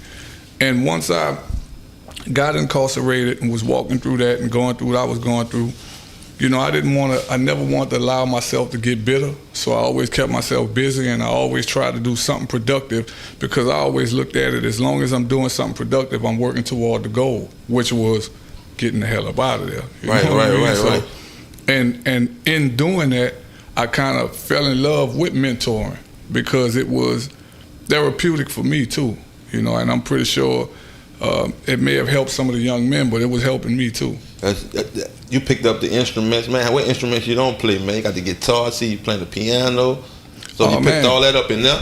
Yeah, well, the instruments were, you know, they say necessity is the mother of all inventions. Well, I was part of a club, a music club in the prison, and at some point in time, I served as the president of the club, and we raised money to buy instruments for the club because we do all kind of events around the prison. And before I got incarcerated, I used to doodle around with keyboards, but I wasn't a keyboard player necessarily. But in prison, I got a chance to, when I was stressed, I'd just go get on the keyboard, and I pretty much taught myself how to really play it. And the guy who, our band director was like, yo, I need you to play the keyboard one day for an event. And he just put me on the spot. He gave me 2 keyboards, so I had to play 2 of them at the same time. And then once I got that down, our bass player went to the hole. So he looked at me and was like, somebody got to play the bass. So I had to pick the bass up and learn that in about 2 days. So after I learned that, a couple months later, the drummer went to the hole. So he was like, man, the reggae band need a drummer. I'm like, man, this is crazy because the drums is the hardest thing to play here, and I had to learn how to do it. So it was kind of out of necessity, and I welcome any challenge. Right. When you was in there, cause you and Soulja Slim was real tight, right? Mm-hmm. So, well, you wasn't in Hunch yet when Soulja Slim passed away, cause that's when I was in there. I was in Concordia Parish. Right. How that made you feel, and what you went through when you heard that, man? Cause I know y'all was tight. You, him, and Summer. I guess for me, it was surreal. I didn't really want to believe it. When the news came to me, it was from somebody in his family. We were in the dorm, and he told me, and I went to the phone and I dialed out to my family, and before I can even say a word on the phone, the response from the phone was, "We knew you were calling, and it is true." And what was weird is I had talked to him about 4 or 5 days before that, and about 2 days before it, I had a dream. And I had a dream that something had happened to him, and it was kind of surreal. So when I got the news, I was like in a state of shock for a couple hours, just like. Right. Because he had just told me that, he was like, man, I'm about to go do the show, bro. I'm gonna give your mama some money for you, and it just was weird. It was a weird feeling, and when I think about Slim, man, and I try not to think of him in a sad way. A lot of people, and there's a lot of pain. It's justified. A lot of people that love him, man. But I always remember his smile. Slim was a clown. What I'm saying? Slim played all day. You know what I mean? And that was just his personality. Even from elementary school, he was the class clown. He had a strong personality. And when he was in the room, you knew he was there. It's like his presence always commanded the attention of the room. And that's what I like to remember him by. And he always used to, he's always mess with me and be like, yeah, man, you trying to save these niggas. He always used to be messing with me, just telling me all kind of crazy little stuff. But I'm always remember that, bro, because that's what I think about when I think of Slim. Dig. This was up, man. I can do this shit all day.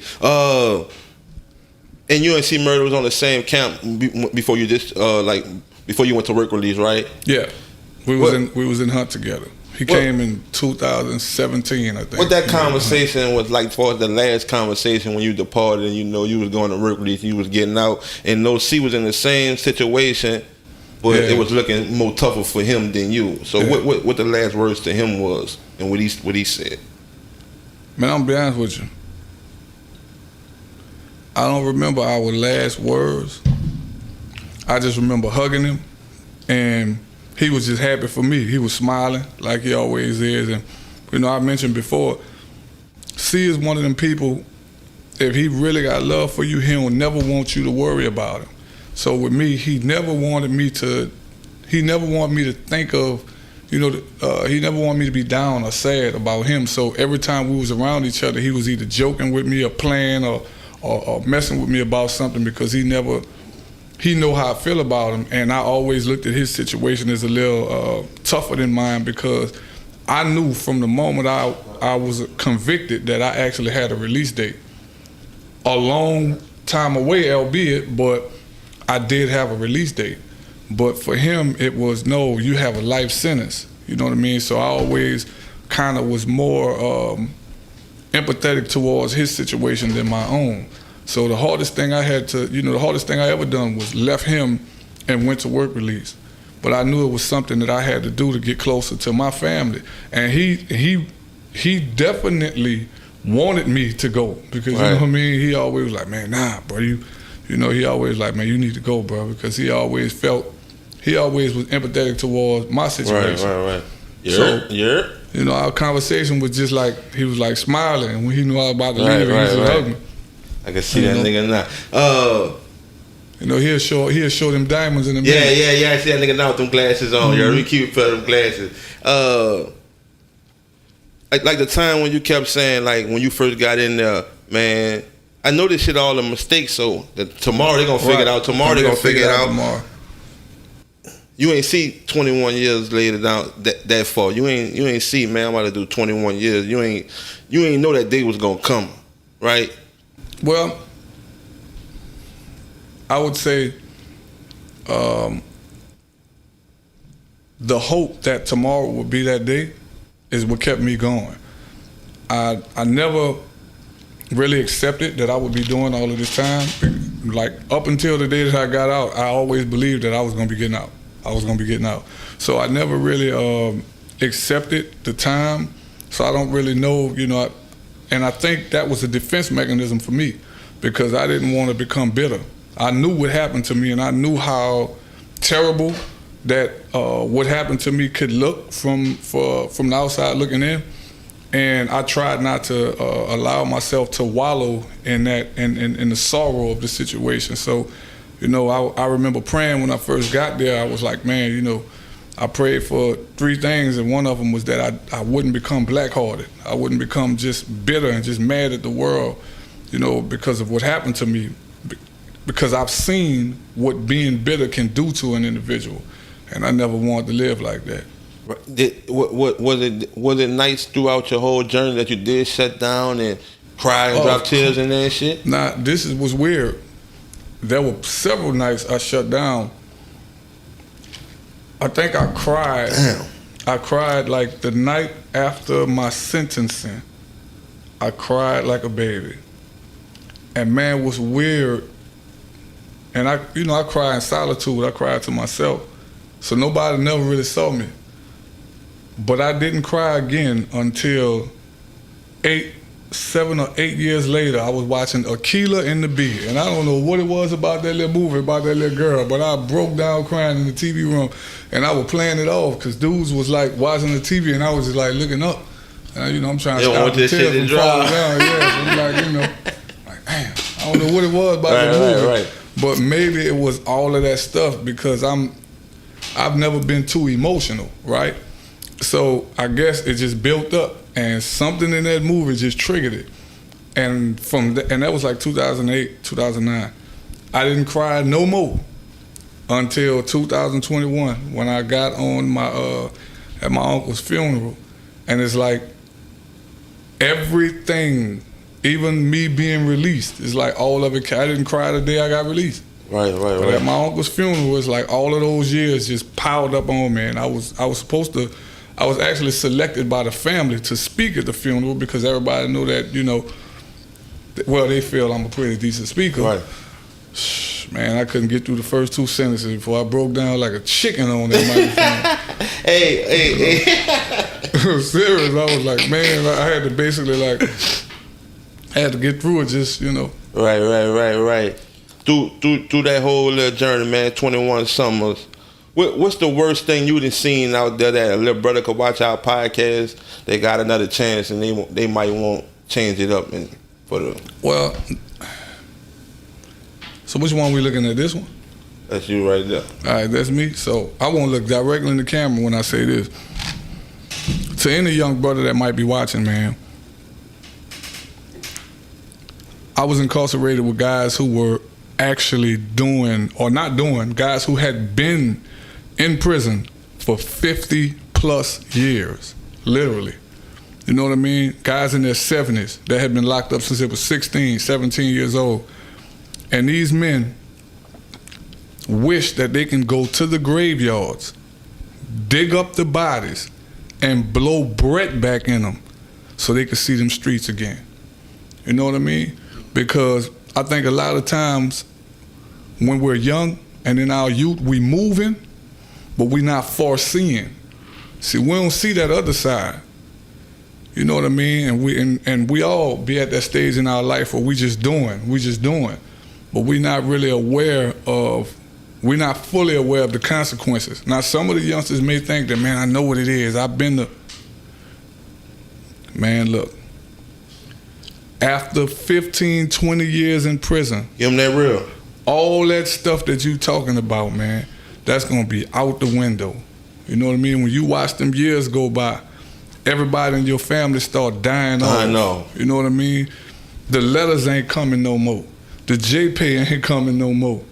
And you got yourself. That's it. You've been in there for 40, 50 years. Everybody who you once loved is gone, man.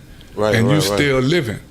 To me, that's suffering for real, man. When you done been, you know, you done did that kind of time, and basically your whole youth,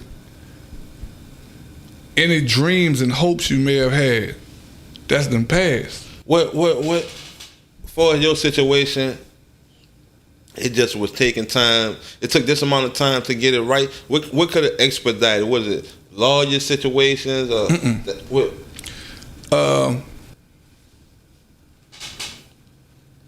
Not to cut you off, I'm asking because I'm thinking about that Slim and and I'm thinking about that on that not my dog. And I remember him saying that on I'm waiting on my dog Mac to bounce out on the pill, and then a few balls later he was saying I thought my dog had Johnny Cochran on the case.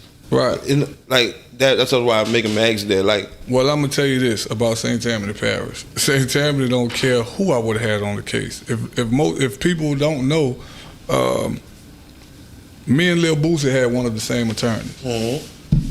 The difference was Boosie had 8 blacks on his jury, I believe. Or he had, if not 8, he had several blacks on his jury.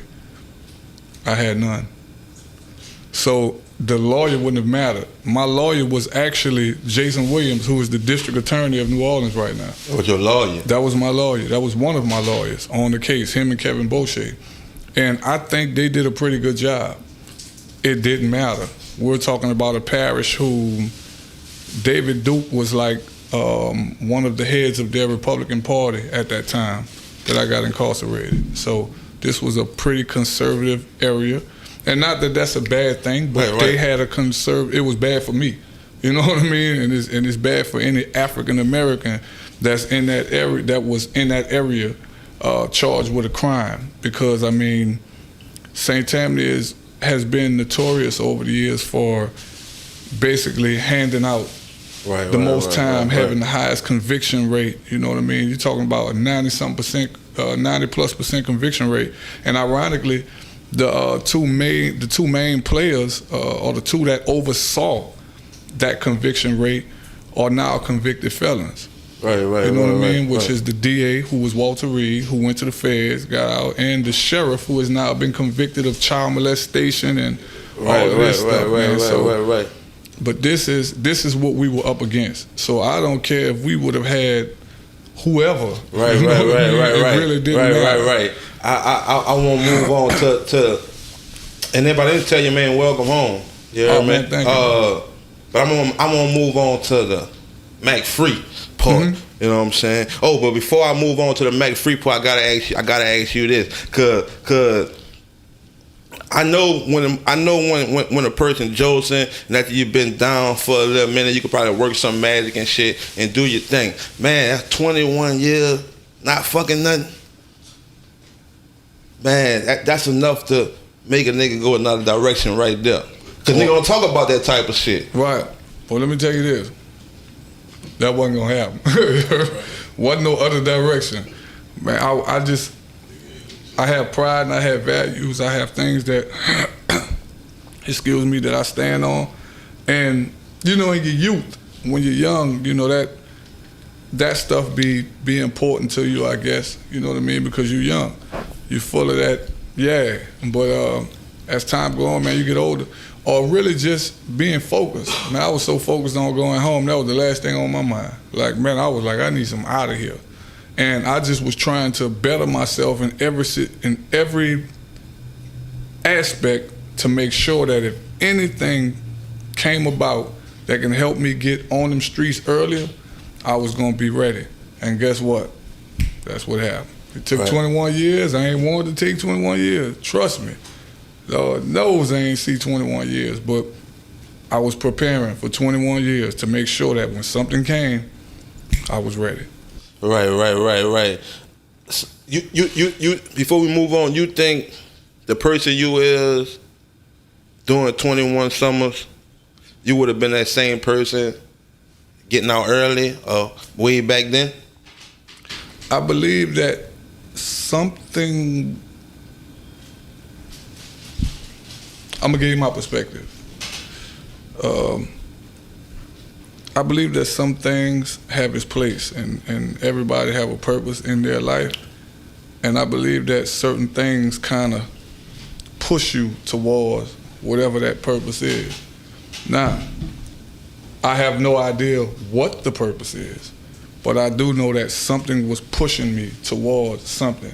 So had it not been this situation, something else would have happened to kind of push me towards whatever that purpose is. Right. Now I want to get to that shit. That Mac that I know, that nigga was fucking with.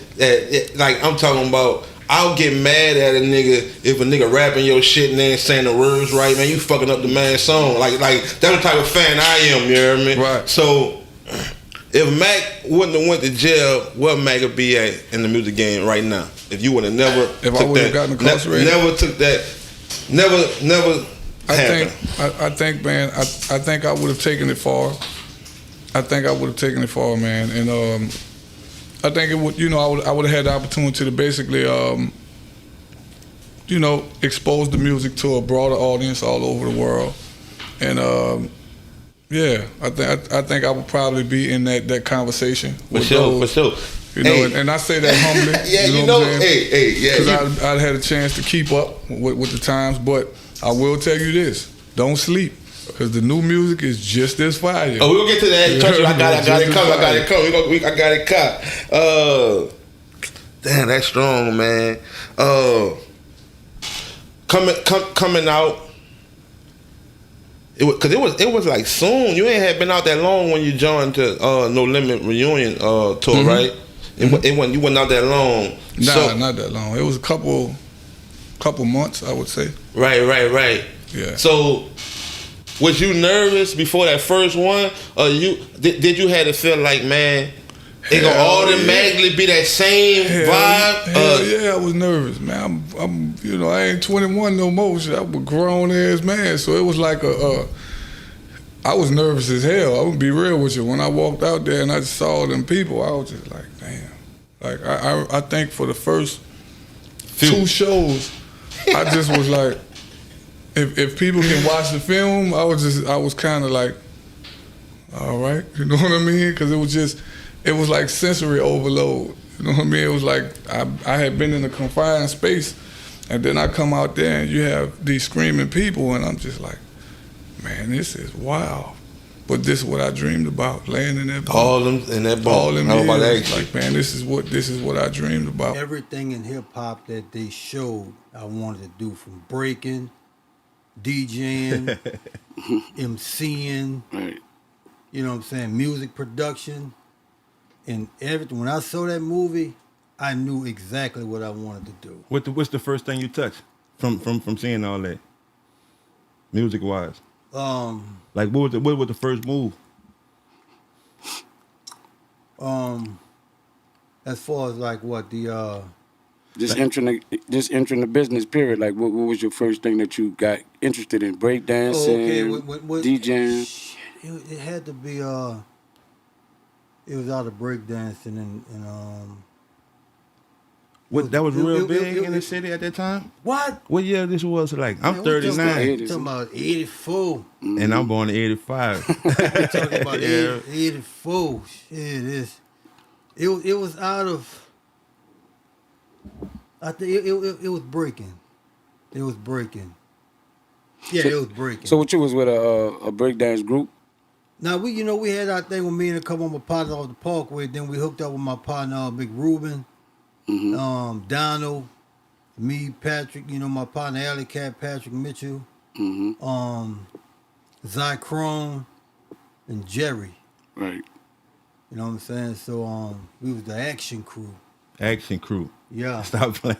Yeah, bro. And that's where you grew up at on the Parkway? That's where you originally from, off the Parkway? Born in the Mouth. Born in the mill? Did my first 9 to 10 years in the Mouth for me, then we moved on to Parkway. Right. Because I was in DCI with one of my partners, and his name was Dusty. I don't know if you know Dusty, but he was boxing and shit. That's my nephew. Yeah, and that nigga always used to talk about you. Nigga slept on top of me, you heard me? Wow. Yeah. I'm telling you, me and that nigga had a couple fights, you heard me? Talking about get some other niggas, you know what I'm saying? That was my nigga, you heard me? And you know, that nigga was like #1 boxer in that bitch. So, you know, he always used to talk about you and Soldier Slim, you heard me? That's family there. For sure. Chihuahua, man. How it was growing up for you in the city just at that time? Man. Compared to now too, Kel. Truthfully, I'm going to be real with you, my nigga. It's like I had more fun with it, learning it. Because anything that's new to you when you're going through that process, you don't think about money, success. You just want to learn how to do that shit. And learning how to do it, you know, that's when things came, like learning the process. You know what I'm saying? So once, you know, I got in the swing of learning how to break dance and breakdancing and DJing, and I saw Captain Charles. Damn. And that's when it started with me as a DJ. Right. I was wondering what inspired you to go the DJ route. You know what I'm saying? Because I remember you DJing. Well, you know, the scene that I was on was Rumors. Nah.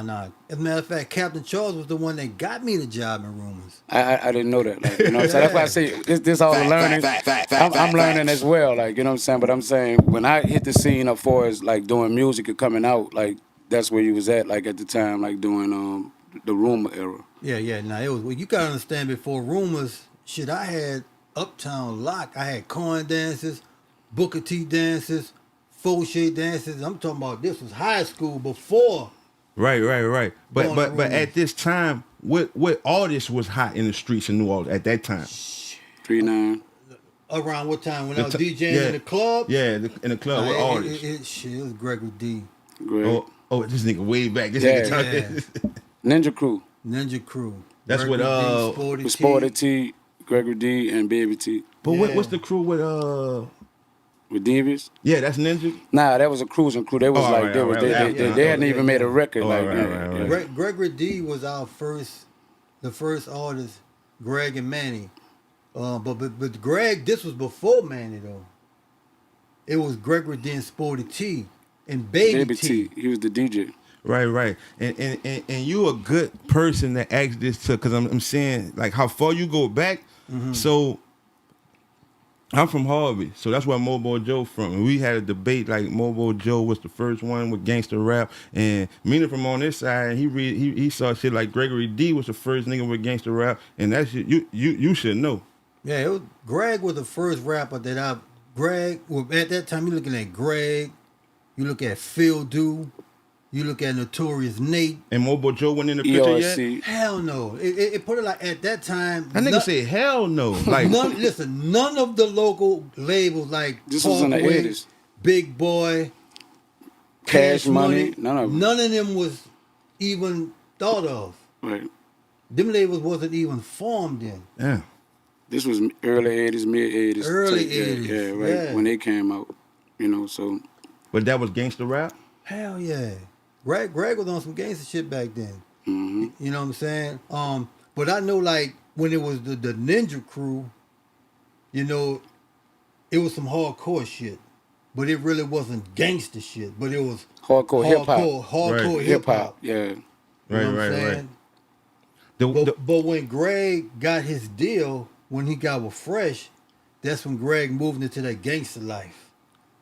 And you were still doing your own thing? Oh yeah. With Buck Jump Time and all that kind of stuff. That's when when he got with Manny, that's when the Buck Jump Time like era kicked in for him, right?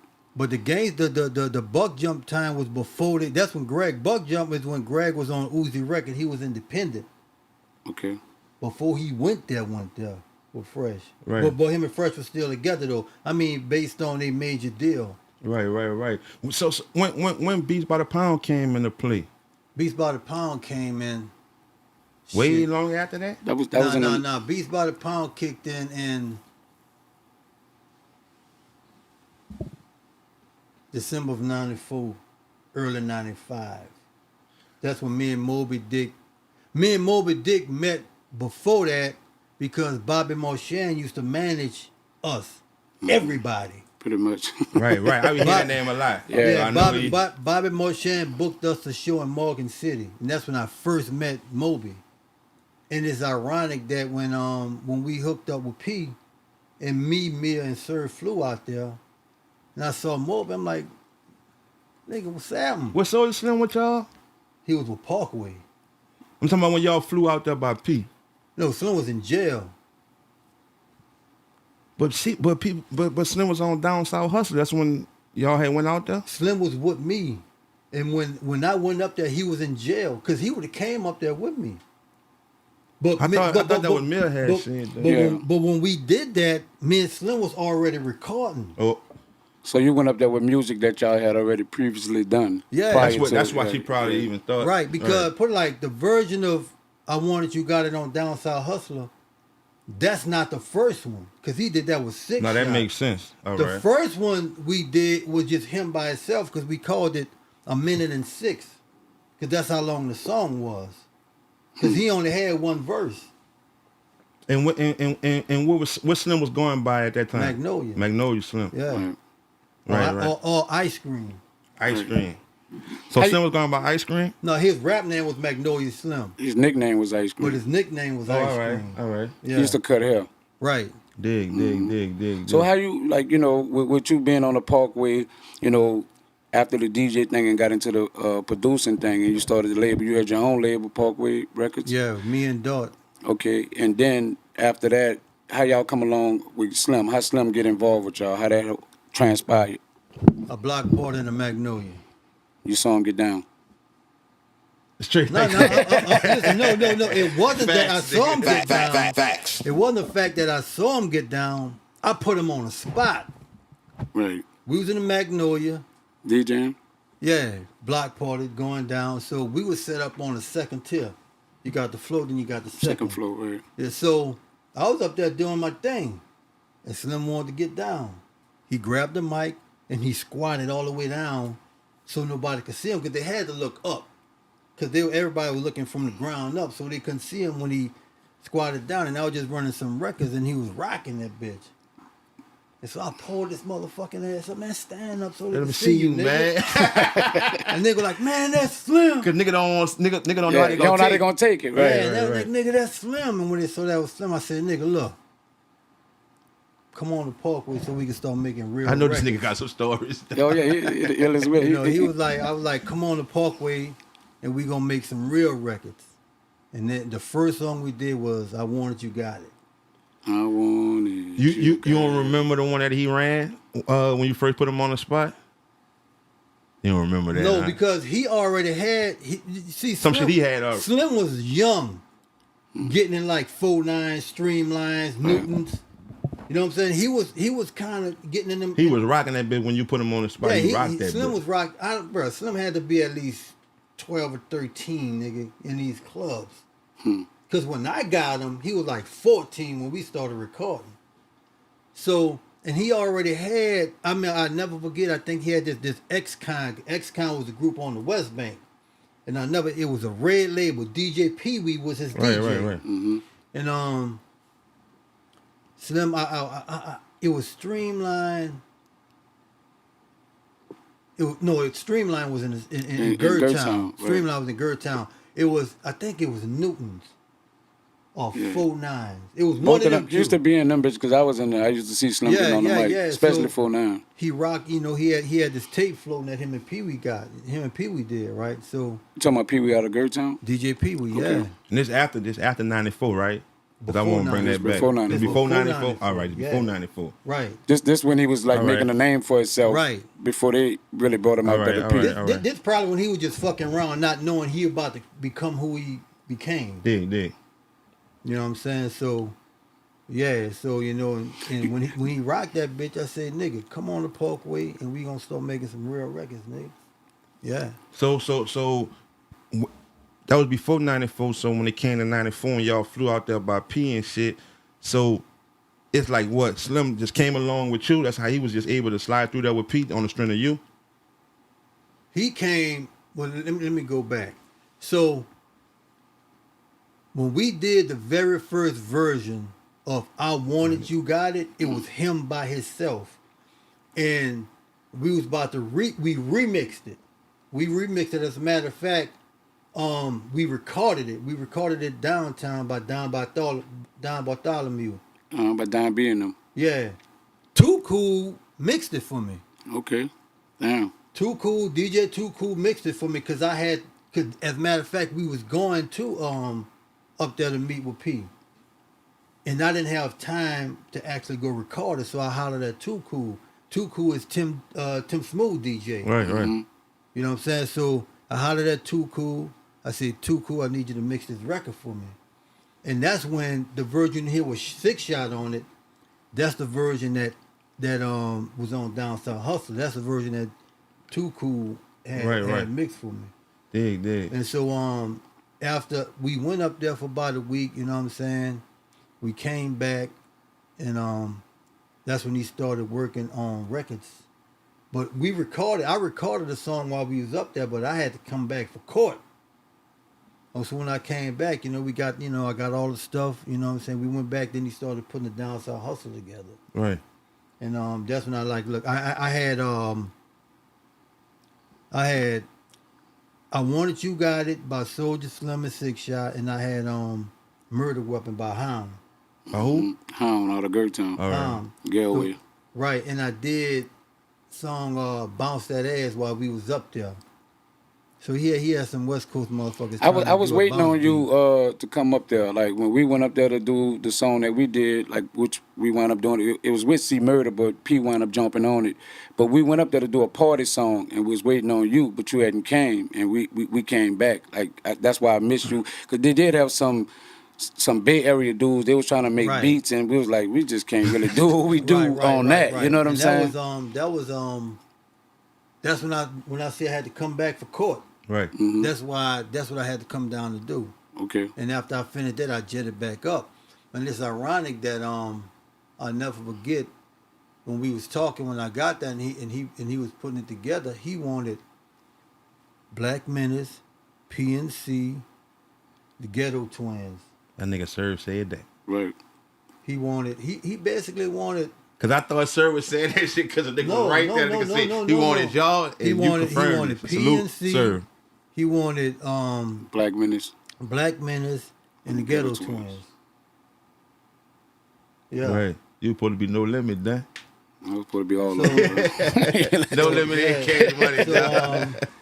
So you know, and that's when y'all went up there. I had to come down to we had missed you, and that's what we went up there for. We went up there to kind of get a beat done by you. Right. To go Big down Heavy was up there when y'all went, right? No, I didn't see Big Heavy. Big Heavy and Joe Black and Trey 8 was up there. Yeah, I missed them when we went up. You know what I'm saying? They had the guy with the deep voice or whatever, the tall guy. King George. King George was up there. Silk was up there, and P and C Murder, because we went up there with C Murder. Right. So you know that's how that went. You know, pretty much, and we wound up just doing a song with C Murder because we couldn't find no party track to really like do what we do. Right. But from KL, from the time that you said, man, you started that long ago, you got with Slim, that young bro. I'm talking about. Cause sitting in this chair, you know, when people do talk about music, your name gonna come up. But from that time when you jumped in this shit to right now, you feel like you get the flowers that you deserve, and you know, in the industry. Mm-hmm. See, with me is that the city know me, but believe it or not, and I'm just being straight, my nigga. See, when I hit other places, that should be bigger than here. Man. Yeah, y'all had a real impact. Y'all had a strong impact on the industry. I mean, like the impact, like when we go to other cities, is that Cause just look at it like this. Like we some normal niggas here. Like, you know what I'm saying? It wasn't like we was superstars that moved here.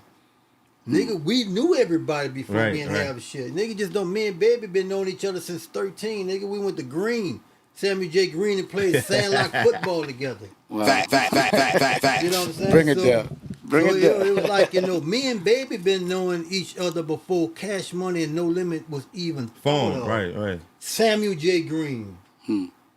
Me and Baby knowing each other. We played sandlot football together. So what made you go the No Limit route? How you got it? How you got with the tank? Yeah. It when I met P, the last Jack the Rapper convention In Atlanta. Mm-hmm. And that's when they had that big fight with Luke and Death Row. Right. And that's when we saw P. We was out, as a matter of fact, it was me. If it wasn't for Old Boy, we would have never met P because we went up there with him. Like that's what Silky Sir. Slim. no, that's what Serv was talking Yeah, about because he was yeah. managing Serv at the time. Yeah, and then no, Bobby was man. No, as a matter of fact, Old Boy was Bobby's assistant. Okay. And when we went to Atlanta for the Jack the Rapper, Old Boy asked me and Serv to come rock up there with him.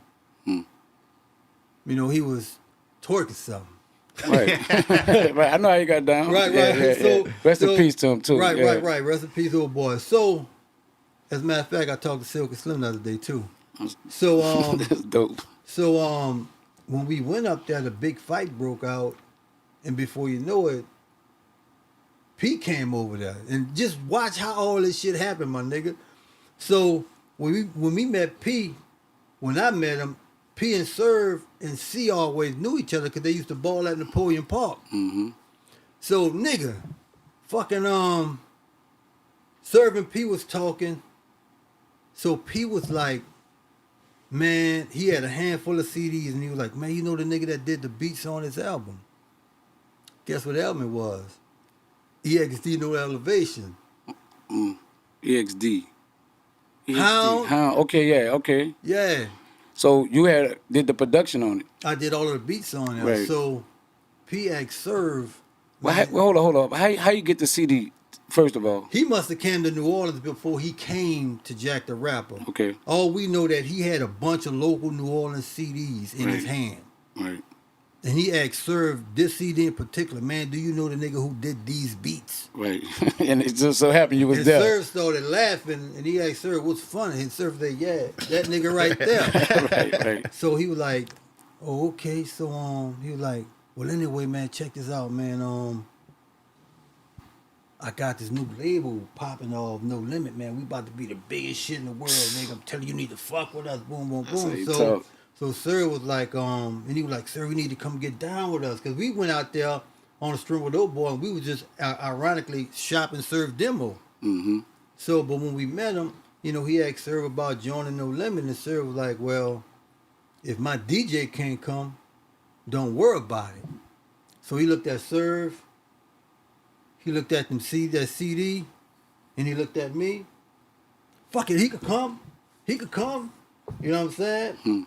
So we like bet, you know what I'm saying? So that's when we met, you know what I'm saying? And it just came like, I'll never forget the December of 94, we went up there for about a week. We got up there, because the only reason why I went is because I never been to California before. That was my reason too. Never flew a plane. So we gets up there, he had fucking jackets already made with our name on them and all of that shit. You already No Limit for you. So he had jackets with our name on it, you know, so shit, we, you know, This nigga false. you know the thing about it though is that, you know, we used to see all of the West Coast niggas rocking this West Coast shit, so we up there with that shit. Right. You know what I'm saying? So yeah, you know what I'm saying? And so yeah, we got up there. What turned out of us staying for a week turned out to be a year.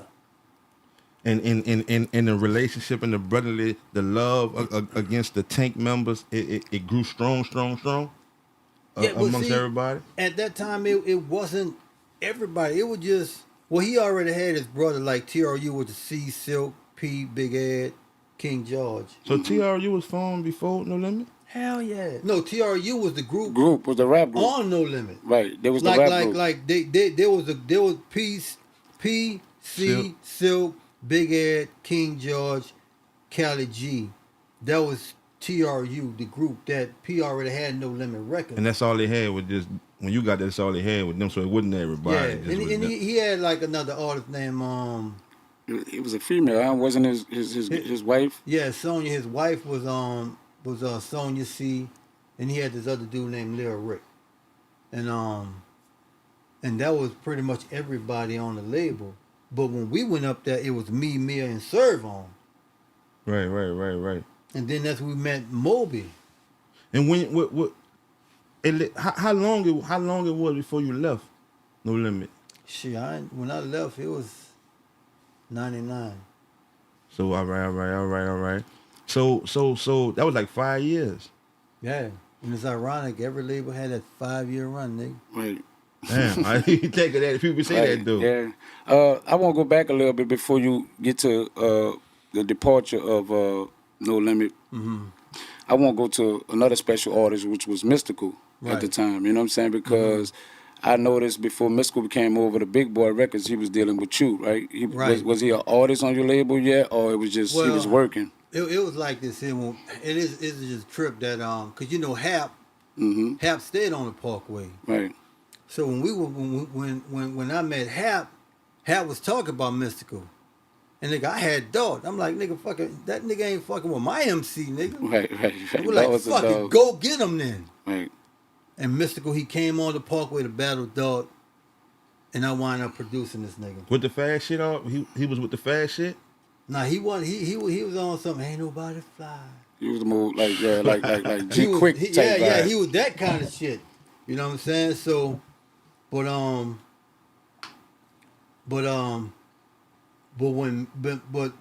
never forget that when Mystical came to the basement and him and Doc, you know what I'm saying? Collided. And we just vibed from that. And we were like, man, this nigga nice. And Mystical like, boy, that nigga nice. And we just started That was the working. whole You know move what I'm right saying? there, yeah. Right. So when we just started working, we just started fucking recording records. Nigga, I never forget.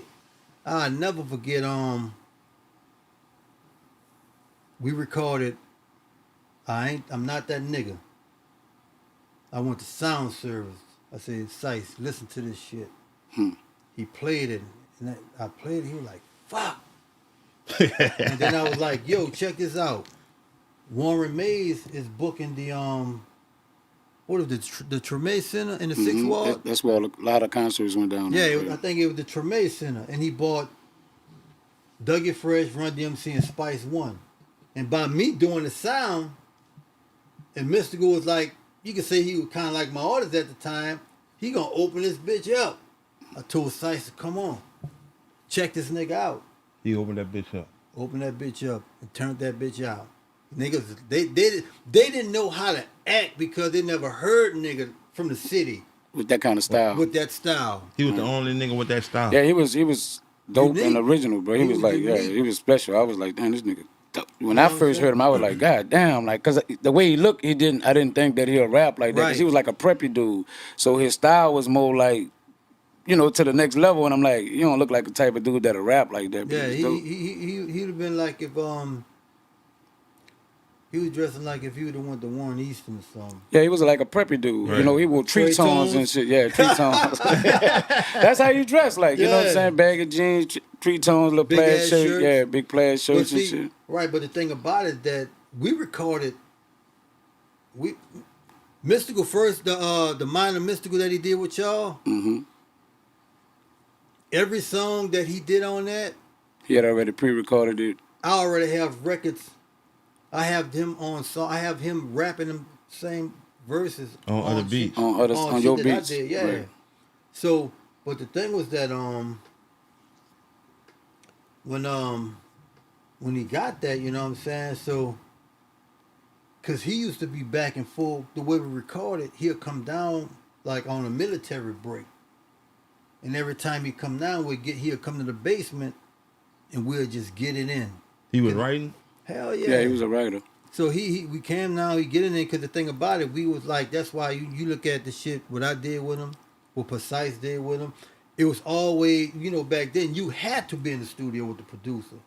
So that's why them records came out the way they did. Oh, Fresh was signed. Yeah, it was custom for the artist. Right. Like So when you get in that bitch, bro, it's like once you got that artist in there with you, it's a different vibe than just sitting here, man, go right to this bitch. Because now, as a producer, you'll be able to produce this nigga. Do you got a nigga like, man, I mess with a lot of the cold niggas, but when I worked with this nigga, he just different. He's super serious. I'm going to tell you like this here. Every nigga on the Parkway at that time had their moment. Everybody. Because you look at like, when Mystical came, when I heard Dolph for the first time, when I heard Slim rocking at the block party, and when I heard Serve was like a East Coast type rapper. To the S to the E to the R to the P. Yeah. So Stop playing. Serve was on some hip hop boom bap shit. You know what I'm saying? So I had to kind of, and back then Serve was kind of, he used to rap in like 7s and 13s. Instead of like awkward numbers, yeah, like instead of 16s like and 16s and 12s, That's you know what I'm crucial. saying? So, Yeah. so I had to show him, how to, like you missing the ball. Because Right. at that time, niggas they didn't write in ball. They used to write till they got their point across. Right. You had to break that shit up to make Until it a you- song. Right. Yeah, without Put it in finished with song this bitch, I'm mode. Yeah, finished. put it in song mode now. Right, so everybody had their unique style and shit, you know what I'm saying? Even like with Rest in Peace MC Slack, you know what I'm saying? T-Knock, you know what I'm saying? And when Six Shot came, see all of this shit, you know what I'm Right. saying? Like that. And then Juvie used to be over there in the basement. I was about to bring that up because I wanted to know, like, since you brought Juve name up, I wanted to know because I heard Servon say this, and I wanted to know if you saw it this way as well, that No Limit had an opportunity to sign Juve before Cash Money did. Sir did say that. He said because He said he saw him at- rapping that shit. Well,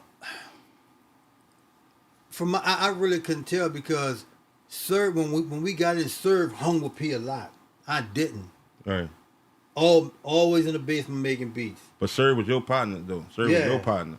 Yeah, as a Right, matter right. of fact, I met Serve through Dog because they went to Southern, Suno. And Dog bought Serve to the basement. Oh, okay, all right. That's how I met, Daughters Serve. from 39 Posse. right.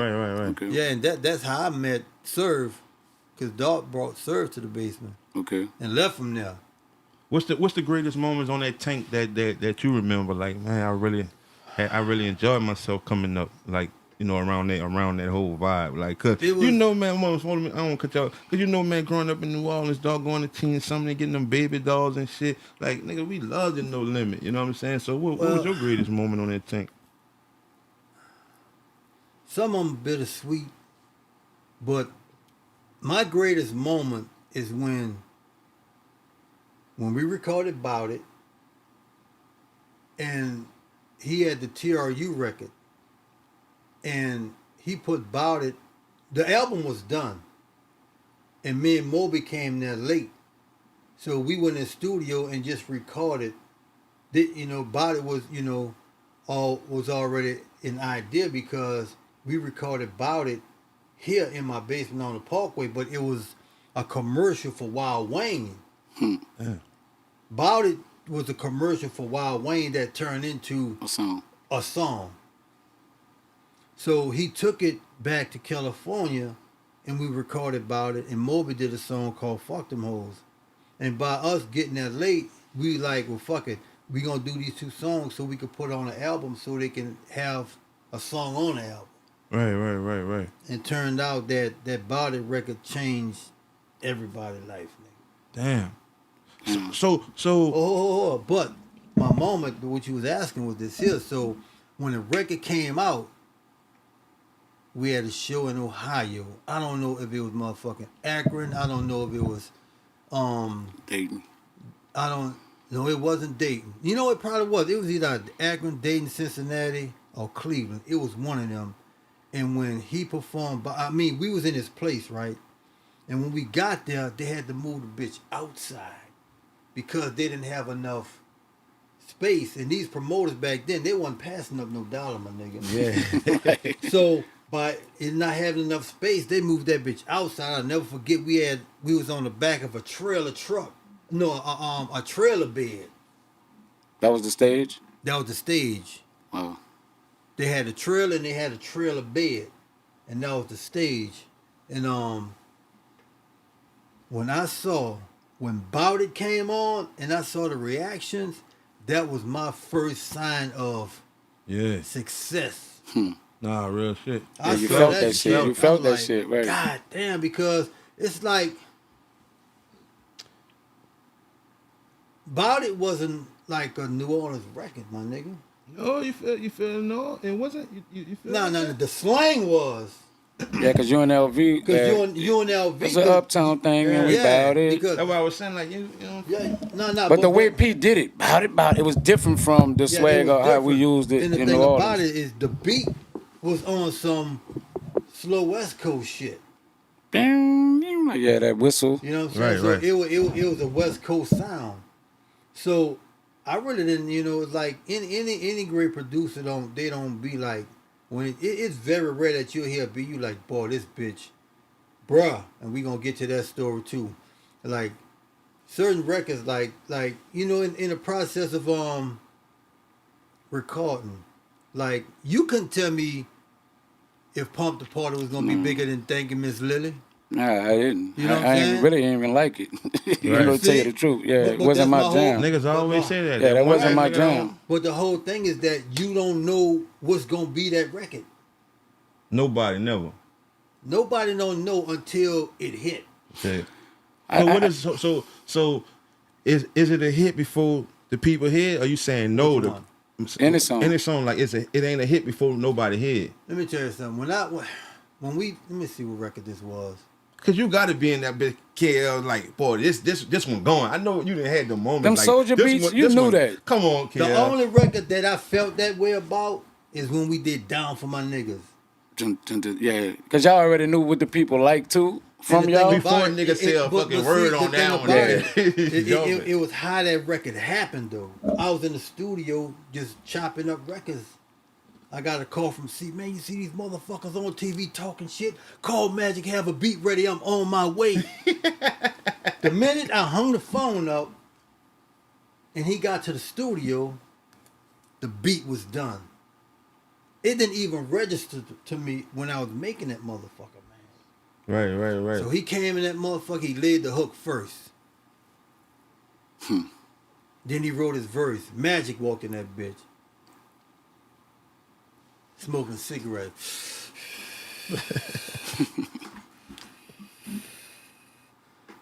Magic C laid his verse. Magic laid his verse. I sat back, got the phone. Snoop, what's up, nephew? I say, nigga, I'm gonna have the hardest song on your album, nigga. She was like, I don't know, Dre gave me some banging ass shit. Oh, this was for Snoop album. Yeah, that's Snoop record. Right. I never knew that. Yeah, That's new to me too. Top Dog. Yeah. I never knew that. This nigga said some exclusive shit. Yeah. Hold up, nigga. That was Snoop record? I never knew that. Snoop record. Top I knew he thought was on it, but I him didn't know on it was- it. C made that record for Snoop. That's Snoop Dogg's record. I never knew that. That shit Yeah. exclusive for sure. Top Dog is the first album that it came out on. C put it on his album because on Snoop album they really didn't push it. But when that motherfucker started building, that's when C put it on his album. Right.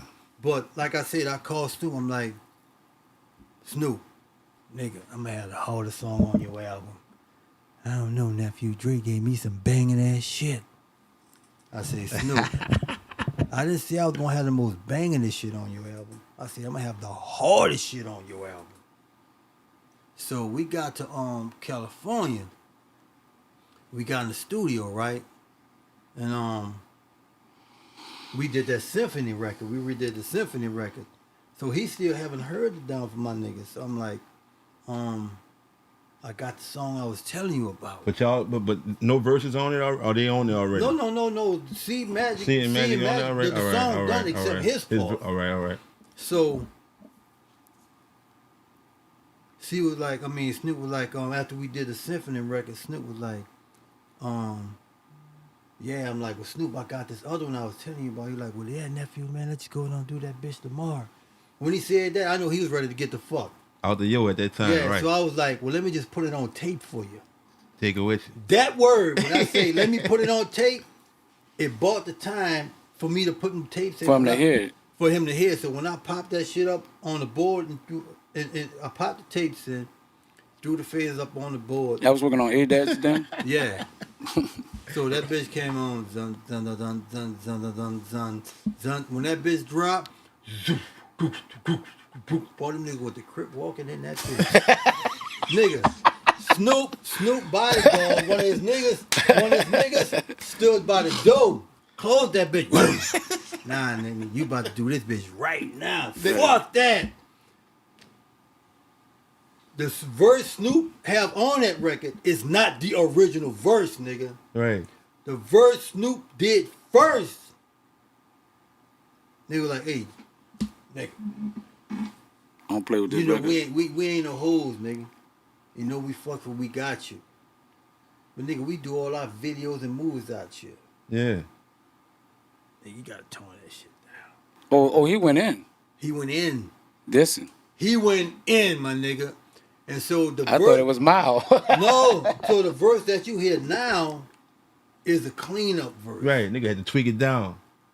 Yeah. It was too serious. Man, Because the vibe of it, like, fuck Yeah, I'm about to it, go like, in. Fuck these niggas. I'm about to go in on it. Yeah. And then Magic, boy, when you hear Magic, Yeah, verse, he got he's strong. It just had you on some other shit, man. Rest in peace to Magic. What I'm a little confused about is this. Like, you know, you were saying that when you called him about the record, you told him that he said Dre gave him something. I thought he was with No Limit. I thought he wasn't working. No. Dre produced on it. The Top Dog album was Bitch Please. Mm-hmm. It was Bitch Please, and there was another one that Dre did. And Lay Low. Even though he hadn't left, that would mean to say like he left Death Row. already. Yeah, left Death Row. That's how He he was even doing No met y'all. Limit. That's how he even met y'all. That would mean to say, yeah. It's like that's when that road it was no. Oh, all right, it was no more. All right. Snoop was kind of like. Well, Dre left that road already. Right. So this He is left the first. Yeah, right. So yeah. this is no Cube left first. Oh, yeah, Cube left So- first. I ain't know Cube was on Death Row, first of all. No, I'm sorry. say- I'm sorry. I mean, like Cube was the first one to leave NWA. NWA, right. Right. So, but when Dre left, that Top Dog album was the first album that Dre and Snoop connected. Right. Back on, Right. You know what I'm saying? So, and when that motherfucker dropped, like this song is like. We did this song in the summer. No, we did it. It was done in '99. It was done in '99. So, when that motherfucker hit, Top Dog was it's Down for My Niggas is Snoop Dogg's record. Right. Top Dog, that's the name of the album. That's the only one you had produced for Snoop when he had came over. That's the only song right there. On that, no, I did the Symphony and I did Top Dog, but Snoop did the album. The Game Is to Be Sold, Not to Be Told. You did that whole thing. With me and Beast by the Pound, which Right. I was kind of disappointed.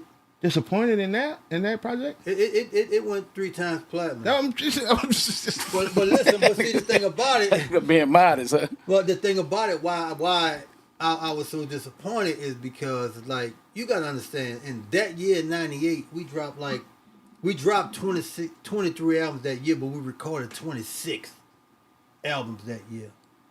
And when Snoop came, I thought it was going to be an exception to where like Snoop come in here so I can finally produce a record how I really want to produce a record. Right. But that wasn't it. We ran through that album just like the rest of the shit. Oh, so go ahead, man. I wanted to know what, you know, because I see how you like when Snoop come here. So that brings up a question that I had in mind that I wanted to ask was like when Snoop came to No Limit, what did he bring to No Limit that, you know what I'm saying, like for to make No Limit? Because No Limit was popping at the time when Snoop came. And also, what did No Limit give to Snoop? They gave him 3 albums and pulled him out, whatever debt he was in. Helped him. Yeah, he'll tell you that. He say that. And was it true that Snoop took No Limit like to the overseas market? Well, I'm putting it like, nah, we were probably already, but when Snoop came, Snoop went overseas and he took Kane and Abel, Mac, Fiend, and C with him. Right. On his promo run for his album. Because you got to understand, like, I don't give a fuck. It's no artist on planet Earth bigger than this motherfucker. I was trying to tell you Nobody. I don't give a damn who Right. as an artist. Hold on, nigga, that. Nobody, no artist, hip hop artist is bigger or more recognizable than Snoop. Then Drake, Kill. Fuck no. But I'm telling you, Snoop, Listen, from all man. age brackets, bro. Bro, listen to me, my nigga. Snoop is the biggest hip hop artist in history. I told him this before we had a talk, and he was like, "Who you think is the most recognizable or biggest artist?" I'm like, "It got to be Snoop, dog." Snoop is the biggest, from old to young. They and know him, most bro. recognizable hip hop artist in the history of hip hop. But if you had to say 3, Kel, what's the other 2 under that? If you had to say 3, As far as being recognizable, yeah, the same way you rating Snoop. I know Snoop. The other 2 I have to think because Right. some may say Jay. And we talk about recognizable. Yeah. Countrywide.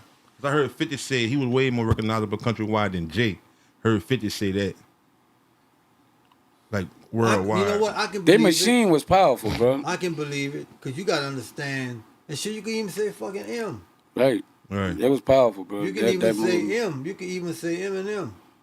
I think that what you had. We said. Yeah, it I was up thought. there. Yeah, I thought it was M. Like at one time, like because of him being a Caucasian at the mark. You know what I'm saying? But Eminem- Snoop is the most recognizable person that you know. Eminem dropped 2 diamond albums.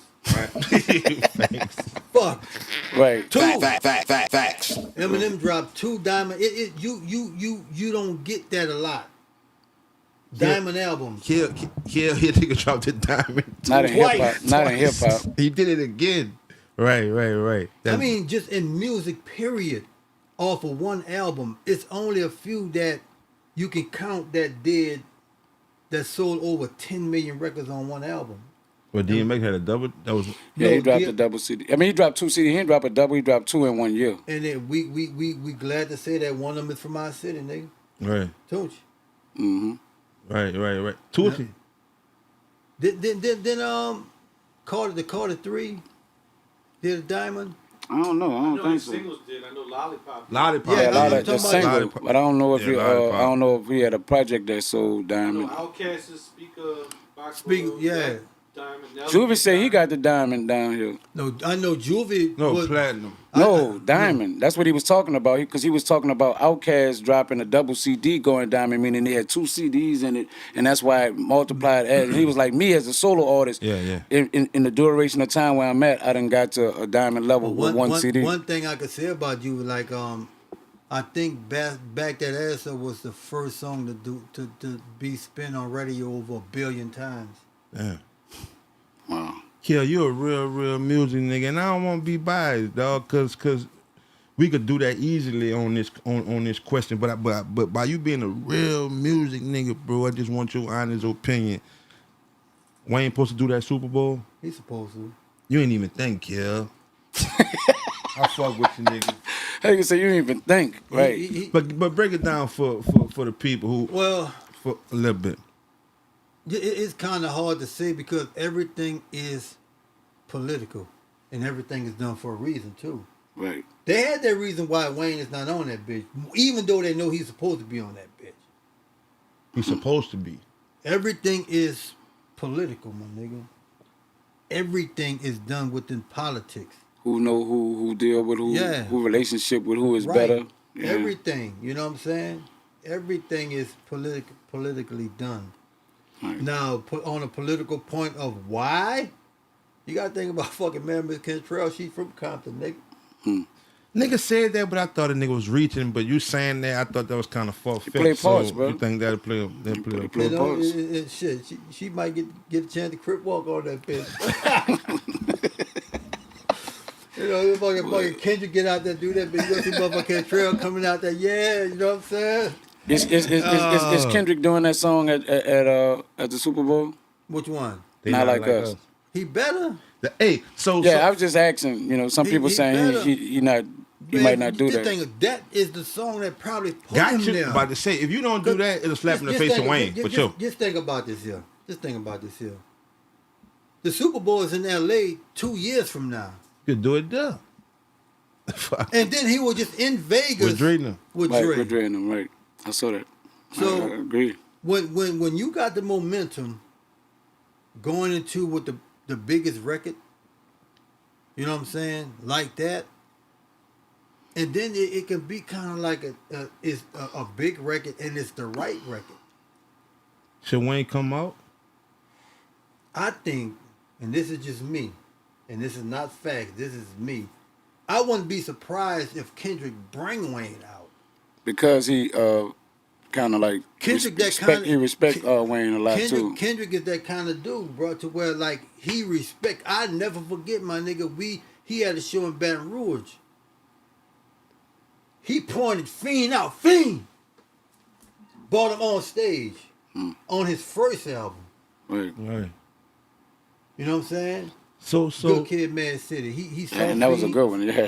He brought Fiend out. He stopped his performance. Fiend brought him on stage, showed him love in front of everybody, dapped him off. Boom. But a little further, when I say don't be biased, and I ask you, I say, damn, KL, you ain't even think. So that's how much that you know that Wayne, you feel Wayne supposed to do it. Hell So yeah. Wayne feel 10 times more than that. What you think? So he still supposed to come out Listen to me. if he ain't the nigga that Wayne- you ain't even have to think. So Wayne- if Wayne feel that, Listen. do he still supposed to come out? Yeah, my hell yeah, because Wayne, he's that big of an artist. It's not like he just the average nigga that sold 1 million records. You gotta understand, it went on a 5-year span that nobody was fucking with him. Right. Nobody outworked him. He is on that level tier of an artist. You know what I'm saying? Like it's different to Like where, don't trip off the ego and But not the headline. But not the so- headline in your city. Like, you know, and still come out as, you know, under the headline. Yeah, that's what I'm asking you. Is that and respectful? I even go as far as like that. Like, okay, why the fuck you got, man, all the musicians, you got trombone show. Shorty, right. You know what You I'm got the saying? Baptiste. You Yeah. got the Baptiste brothers, you know what I'm saying? You have some Wynton Marsalis. Right. It's The so many levels- ways. Yeah, so many ways you could go Right. with it. on right. some halftime Super Bowl Yeah, on shit talking halftime, about? just because they're Hell that big yeah. in the world, right? Nigga, it could have been the just think if No Limit and Cash Money would hit the stage together on some shit like I don't That give a would've fuck been what dumb. Baby LP had to say. They wasn't gonna pass up that spotlight. That's the biggest stage in the world. Biggest stage in the world. They ain't passing that one up. I don't give a fuck how much they beef, which is none now. Right. But they would have put all that shit aside to share that moment. Now going on tour together, we'll see. But that moment, hey man, say whoa, hey man, like, leave all that shit alone for the day. Let's get this paper, man. Big serious, just Lord right shit. Yeah. Yeah, man. It's like, man, look, people get it misunderstood about the relationship with Baby and P. I remember one time we was at an award Let's show. make it a little clear. Listen, I'm about to tell you. We was at, I think, was it the American Musical? It was one of the award shows we was at, right? So we was sitting down, you know, just peeping the show out. So the nigga came, hollered at P and made a comment about Baby. And P was like, say, whoa, look, my nigga, regardless of the beef or whatever y'all think we got,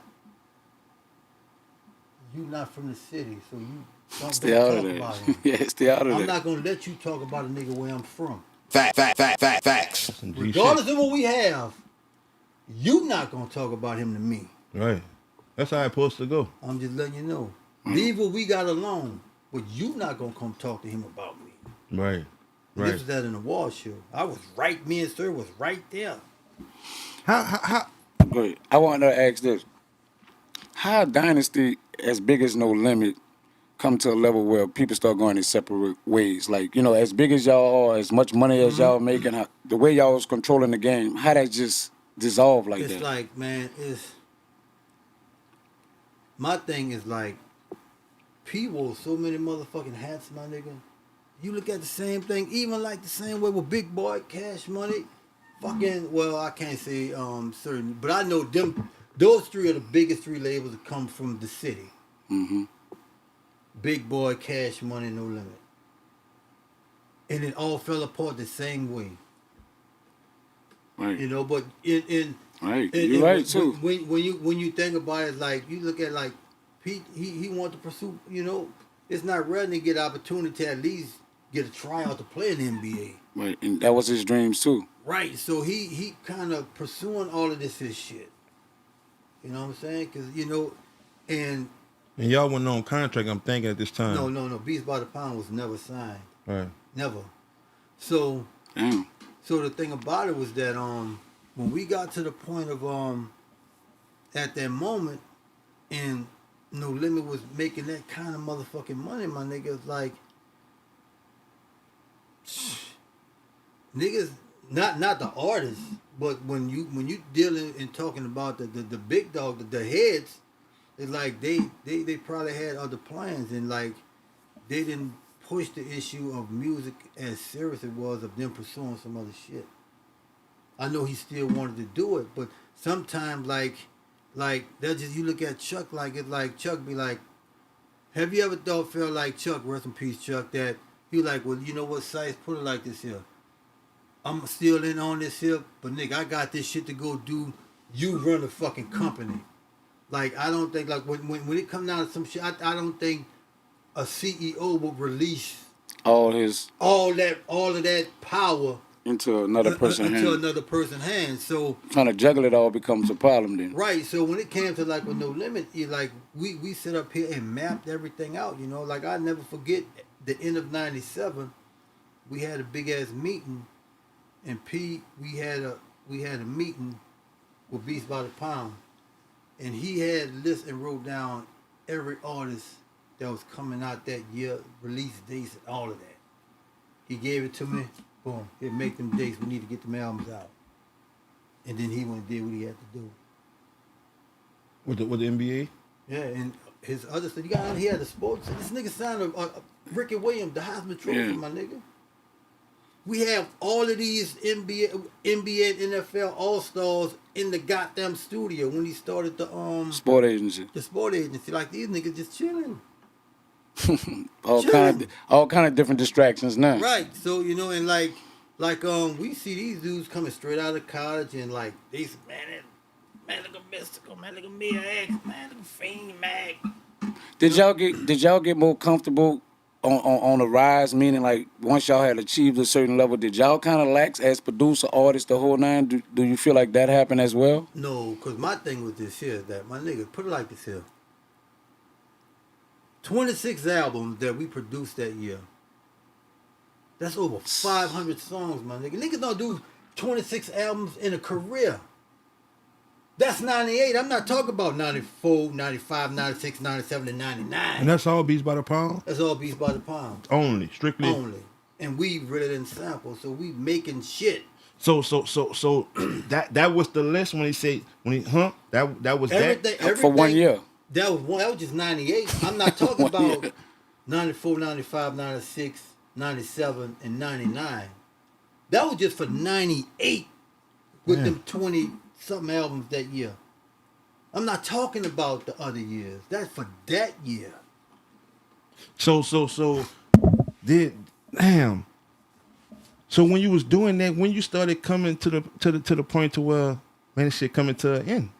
Now it's just like when other things started coming up, like sports agency, and he started, venturing off other stuff. It's like the communication got broke. So it got to the point to where when we need to discuss, we had to shoot it to this person, and that person shooting it to him to get to him. But that wasn't the protocol. Sylvester was still with y'all at the time. He was Yeah. kind of handling the business. But that wasn't the protocol at first, though. You talk straight. You was talking straight to. Yeah, because he was there. Right. He was there. So we just hated start doing your own thing. No. We still try to do. We worked how we was able to work. You know what I'm saying? But me after '98, I wanted to fall back a little bit. Was you burnt out to some degree? Like, We'll put it like this here. Certain type of beats I just got tired of doing. But when you dog, listen to me. In the process of what we did, I never forget we was working on Mia X, no, we were just in the studio. And Mia got a call from P and was like, Mia, what's up? We need your album got to be finished in 10 days. Damn. Just out the blue. That's pressure though, bro. To make a good album. Right, just out the blue, my nigga. That's pressure, bro. I mean, just out the blue, he just call you, hey man, we got to get that album done in 10 days. We need your album done, you got to be finished in 10 days. Damn. And I'm thinking like after '98, we can kind of fall back and just kind of recoup. Right, and take your time and start dropping albums like more strategically and, Right. and really putting work in on them the way you want to put in on them. Right. So when, and then it just, man, working at No Limit, it was always, I didn't mind the pressure, you know what I'm saying? So, cause shit, at that time, when you in a position of you doing something you love, you don't think about other shit, but just want to do that. Right. And then you getting good at it. That's just like going back to breakdance. When I used to breakdance, when I first learned how to windmill, nigga, I was on the floor every day, all day. Right. And what was when you were saying, man, I just want to make other beats. Was the compensation? Was part of the motivation? No, because I can honestly 26 albums. I mean, that much, nigga, like constantly doing it, just beats by the pound, nigga. That's a lot of bread, nigga. That's a lot of That's bread. what I'm thinking. Like that's a lot of bread. And the thing about it was that like the way we were set up as a company was dope too, because shit, we have our own studio. So I'm on salary of engineering and working in the studio from not even counting my beat money. Yeah. You know what I'm saying? So it's like I'm being paid to be You're the best work. yeah. You know what I'm saying? So we on salary as engineers in house. You think P had the best artist stimulus package in the industry, like far as how he set his artists up? Because that was unheard of at the time, according to the way he was doing it.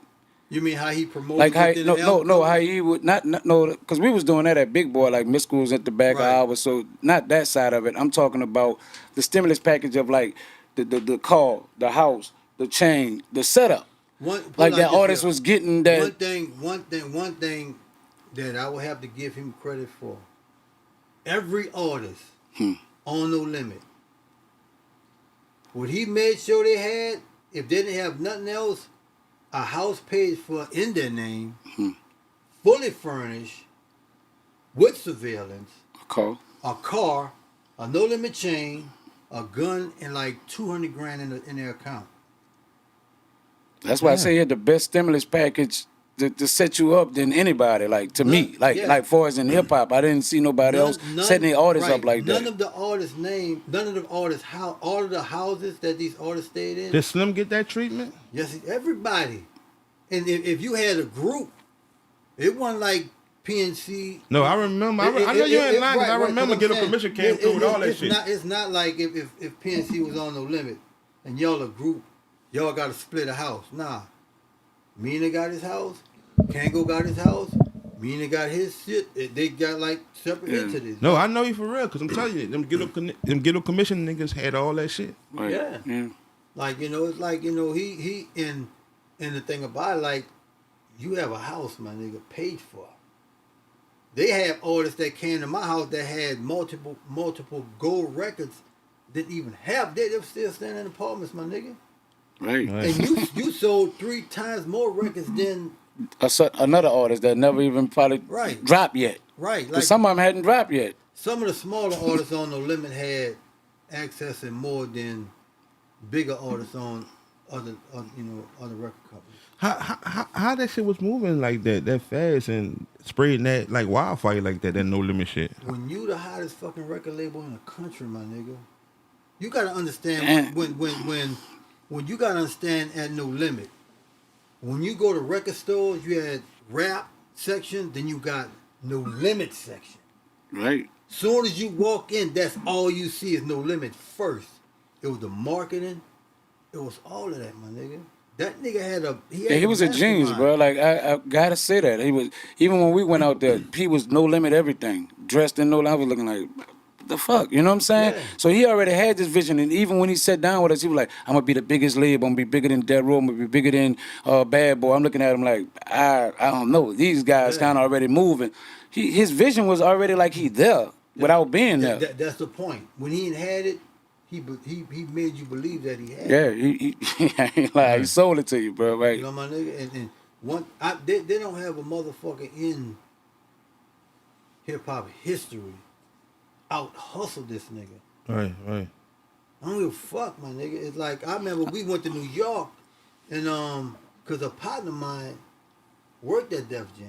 You know, like in every record every company, it's probably like a Tuesday or Wednesday they will have staff meetings talking about anybody we signing or what's the news or what's going on. They're like, man, shit, there's nothing we can do, man. It's these fucking No Limit country niggas. It's like they got the shit. And they say, well, y'all need to find out what these country niggas doing. You feel like we country? And that's how they felt. Who, us? Yeah, you feel like? Fuck no, hell no. They're not gonna bring the fucking Essence Fest and all this shit down in the, fuck no. Right. In the city, we host the most Super Bowls, nigga, in the history of the NFL. A lot of people took after that too, because Birdman came on and said, yeah, we country, nigga. I love being country. Hell yeah. So in Pimp C, let you know clearly. And it all started, me and Mia was talking about this shit the other day. When Big Boy from Outkast said, the South got something to say. Right. When he said that, and No Limit came out, it was never the same. Since that moment. So No Limit got the respect for the South is basically with shit. Yes, indeed. Hell yeah. I see more people with tattoos of tanks on them, bro, than any label I ever seen out there. I'm talking about people with a small tat on their leg, on their back. I'm like, God damn. We had like a huge ass cult following. You gotta think about like this is that No Limit really never dropped big singles, my nigga. We never dropped no big ass singles other than like make them say, right. What group could go up in the verses against No Limit? Shit, that'd be a nice one. It would have to be Cash Money. Nobody don't want to see nothing else. It don't make sense for No Limit to go against somebody else. Because first of all, we going to verses. You got to have a label that have that much material. Well, let's take your route. Who winning that verses? We gonna win. Easy. Bad, this nigga. See. Don't talk, though. I mean, what we supposed to say? What he supposed to say? What he supposed to say about his work? You can't say easy. What he supposed to say about his work, though? Yeah, can't say easy, though. Like this, because the reason why this is what I tell people. Stop looking at No Limit from a New Orleans point of view. Look at the world. That's true. Right. Listen, That's real. I know for a fact that No Limit is not bigger than Cash Money here. We not. In the world, though? We are not bigger than Cash Money here. In New Orleans. Put it like this here. If New Orleans, put it like this here. If No Limit and Cash Money was to do a versus, it would have to take both versions of Cash Money. If it's just a Hot Boy Cash Money with Fresh and just the Hot Boys, they don't have enough material. Yeah, right. So you're going to have to bring in Nicki and Drake. You're going to have to bring all of that in just to match. Rich Gang, all that, right? All of that going to have to come in. I'm just saying. I'm just saying, brother. But the thing about it is this here is that it's not that they don't have the records. It's just, we just did so much. In a short amount of time, too. But I want to ask this, though, Kiel. Because they Cash, without a doubt, they got the records. It's 10 or 20? It's 20 records. So 20, though. No matter if you got 100, but 20. 20. They can't get 20 to 20 with 20? It's going to be competitive. It's going to be competitive. But you just feel like y'all had some big records in the world, like, you know what I'm saying, that impact the because world. See, No Limit is like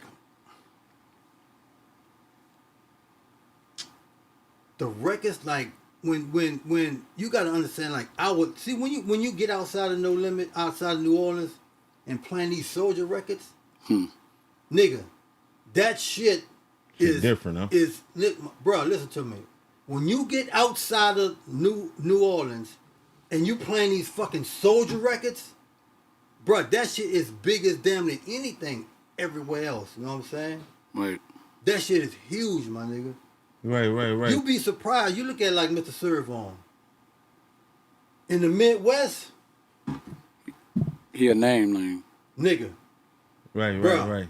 So look, I can talk to this nigga all day about this shit right here because look, I got this to say. The last song is the best one. That's where everybody play they last woo at the 20th song, right? You know what that would be? Back that ass up. Against Down for My Niggas. Man, now I'm gonna say easy. Back that ass up easy? Easy. No, kid. Let's put it like That this. can't fuck with it. Nothing. No, but listen to me. I know how big Back That Ass Up is. Down for My Niggas is not bigger than Back That Ass Up. But this is the thing. That bitch gonna go. I can't shit on it. That bitch gonna go hard. This is what you got to think about though. For the last That woo. bitch turned some shit up too. It is. When you in the lie. club, and the DJ need to get that shit going on. Right. He playing He that. playing What that. what you reaching for? Yeah. Okay, when You wanna get the ladies moving. Right. When these motherfuckers coming out these stadiums, what you playing? When these niggas getting amped to get tested to test some shit up, what they playing? Right, real talk. And it depends on that moment that you in. I know for a fact. Back that ass up and down for my niggas got to be the most biggest club records in the history. Right. These records fucking 25, 26 years old, nigga. As of today, as of like right now, these records are that big, my nigga. And like they play them like it's a must. Right. That's like that. You know what? If nothing goes, them two records is like a DJ is like this here. If all goes wrong, we got these bitches tough. Right. Right. Turn them up with these, for sure. Right. I know MEANA got somewhere to go, but I always want to try to put some information out there for the people, and you so embedded in this shit. So what's some advice you would give a person to make sure that they shit in order so they could still get woo from like the songs that you talking about from way back then? Like, just give them some advice, like for their paperwork and all that shit. Well, I'm put it like this here. Don't put your loyalty before paperwork. Say that again, Kel. Don't put your loyalty before paperwork. And MEANA got this little thing like he be saying like expound, like explain it a little better. You know, because I understand what you're saying, but for the people that may not understand what you mean. Like we could go in and like handle your business. It's like handle your business, don't let your business handle you. Right. So the thing about it, like to say, everybody, and I mean, it goes from the point of business to where like people loyalty is like it gets you there, but it don't keep you there. I was gonna say that. Yeah. They gonna get to a point to where like, you know, you tell me one record label ever that had an artist at the end of the day, you know, it gonna come down to, I don't think I'm being compensated right. And then you don't have no paperwork to show it because you went off loyalty, thinking that he gonna do right. That he gonna do right by you. Is because once that money start coming, things start changing, bro, a lot. Is that your experience? Partially. Right. And we gotta get out here, but I won't end it with this. We ain't gotta get into that. But I won't end it with this because I know these was your brothers, and I want to just give a up to date on how you feel in your relationship with these brothers. See his situation. Soulja Slim, rest in peace to Soulja Slim, and Mystical, what Mystical going through right now. And when we get through that, we could kill it because I enjoy this whole woo right here. As far, you know, like And niggas think I'm crazy for saying Talk this. your shit, nigga. And this is facts. You know, anybody can ask me, you're gonna get the Facts. same question. Facts. Dead or alive, Slim may not be the best rapper as far as lyrically in the city of New Orleans, but this his city. He run this bitch, dead or alive. Slim is the type of artist to where if he have a problem with you or you have a problem with him, you have a problem with the city. How many artists feel that way about any other rapper here? Real shit. Yeah, they love Slim. We all do. We love all of our artists, don't get me wrong. I love everybody equally, like Cash Money, No Limit. I don't give a fuck because we knew each other before this shit. But when you talk about that love and that treatment that niggas was getting on that tank, and when you hear rumors and shit about Slim passing and P name come up, when you know firsthand, was you like fuck no? Nah, P didn't do that, man. No, I'm just saying how your feelings. That's how your feelings was. Nah, man, fuck no, because you know that's your real partners, and they hear that shit, that could fuck with you when you know that ain't the truth. That'll fuck with you. When Slim came to No Limit, Slim was the only one that was talking to P crazy. Like, you know what I'm saying? And Slim P was like, nigga, I got my Tupac. He looked at it like that. That's how he looked at it. He Right. like, nigga, I got my Tupac. And then he come with the, I'm gonna hit No Limit like Pac hit that road. Right. Making money out the asshole. Right.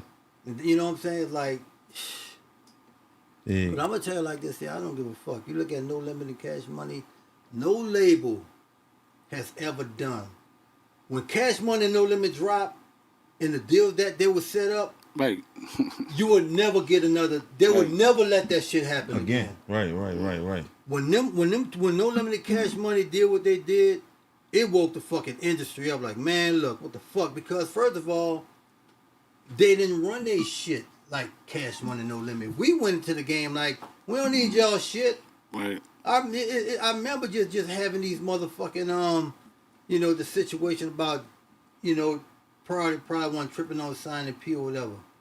People like, man, fuck all that. We just need distribute priority. Yeah, that's the label. Yeah. So we was like, man, nah, fuck all that, man. Just distribute our shit. We gonna do all our. We got our own beats. You know what I'm saying? We gonna market our own shit. Shoot we our gonna own hit the videos. streets ourselves. Cash Money did the same thing. Big Boy did the same thing. Right, You know what I'm saying? But it was like that. The minute that shit happened, and then after No Limited Cash Money, the other label they couldn't eat because when that movement started, it was no room for nobody else to get in. Right. These niggas woke us up. We wide awoke now. We ain't let nobody do no shit like these You know, niggas like again. P came, kicked that bitch in, boom, baby Slim, come on, Nick. Yeah. They closed the door after that on the nigga. You know what I'm saying? It seemed like, man, I know to other people, they be like, man, the podcast going up, but just coming from this city, bro, it just looked like, man, the shit ain't possible no more. You know what I'm saying? You'll get discouraged. You know what I'm saying? And niggas look at that from the shit that you saying, like, man, people ain't even looking at this bitch no more because these niggas done fucked it up and got so much out these motherfuckers. People don't know the weight that Beats by the Pound and Fresh had to carry, my nigga. Hold on, say that again. People don't know the weight that Beats by the Pound and Fresh Manny had to carry, my nigga. You know what I'm saying? So like we was a mirror of each other, you know what I'm saying? You gotta look at like me and Fresh, like you could hear our sound and know it's some New Orleans shit, but it don't sound the same. It's like our culture of music is so different, my nigga, to where people don't get it. Nah, real shit. You know what I'm saying? I remember doing Move, bitch, and nigga just couldn't catch how when Luda heard it, he knew he wanted that bitch, but he couldn't really. What I'm gonna do on it? He just trying to figure out how in the fuck what I'm supposed to do to rap on this bitch. Did he need Mystical was on that song, so did Mystical set the tone for that song? Or We recorded that song in my house. Luda came, he laid the hook. Then Mystical laid his verse. So Then the time. Luda laid his verse. Listen to the comparison. Mystical. Here I come. Here I go. Uh-oh, don't jump, bitch, move. Oh no, the fight's out. I'm about to punch yo. Lights out. You know what I'm Yeah, saying? he had to- that's what I'm saying. He had to set the tone. He just had to catch it. It was like when he got it, you're like, okay, I get it. That's what it is. Right. But Luda did wreck that bitch though. Yeah. Both of them wrecked. So what's now, man? And Mystical, man. I know that was your nigga, bro. So what he going through? I don't know if you talked to him. Talked to him What's up with his last night. woo? Last night, nigga. Last night, nigga. What high spirit, man? Damn, nigga. I wish he could have His called me. He was spirit- right here. I want Listen. to know so much about Mystical, His- dog. his I didn't know you were spirit- that today close with him. Yeah, that's his dog. I know it's his dog. I knew that. No, I knew no, that. I know, I'm talking yeah. about like today, right now. Nah, definitely not. Mystical is like Nigga, fuck me up. He is the comedian right now in that bitch, as if he was here with us. Spirit still high. If you talking about you can't break a motherfucking spirit, he a comedian everywhere you go, nigga. In jail or out, he gonna make you laugh. Right. He never gave me. He had never gave me a reason that he put his head down. Right. You know what I'm saying? It was always up. Yeah, nigga, you know, cracking jokes on the phone, you know what I'm saying? Boom, boom, boom, and all of that there. Like, to where, like, you just probably think you just called this nigga at home. Right. And he just cracking jokes on the phone. And that's how his spirits is, you know what I'm saying? Right. That's what's up, man. And before we get out of here, man, see murder. And for C, bro, like, C is our brother, man. It's like, and we just gonna keep fighting and praying for him, bro. Because it just seemed like that story just always changing. Even after people came and confronted that there was, you know, Shit went a whole nother way, right? they were basically saying they was forced to say what they had to say to get him in.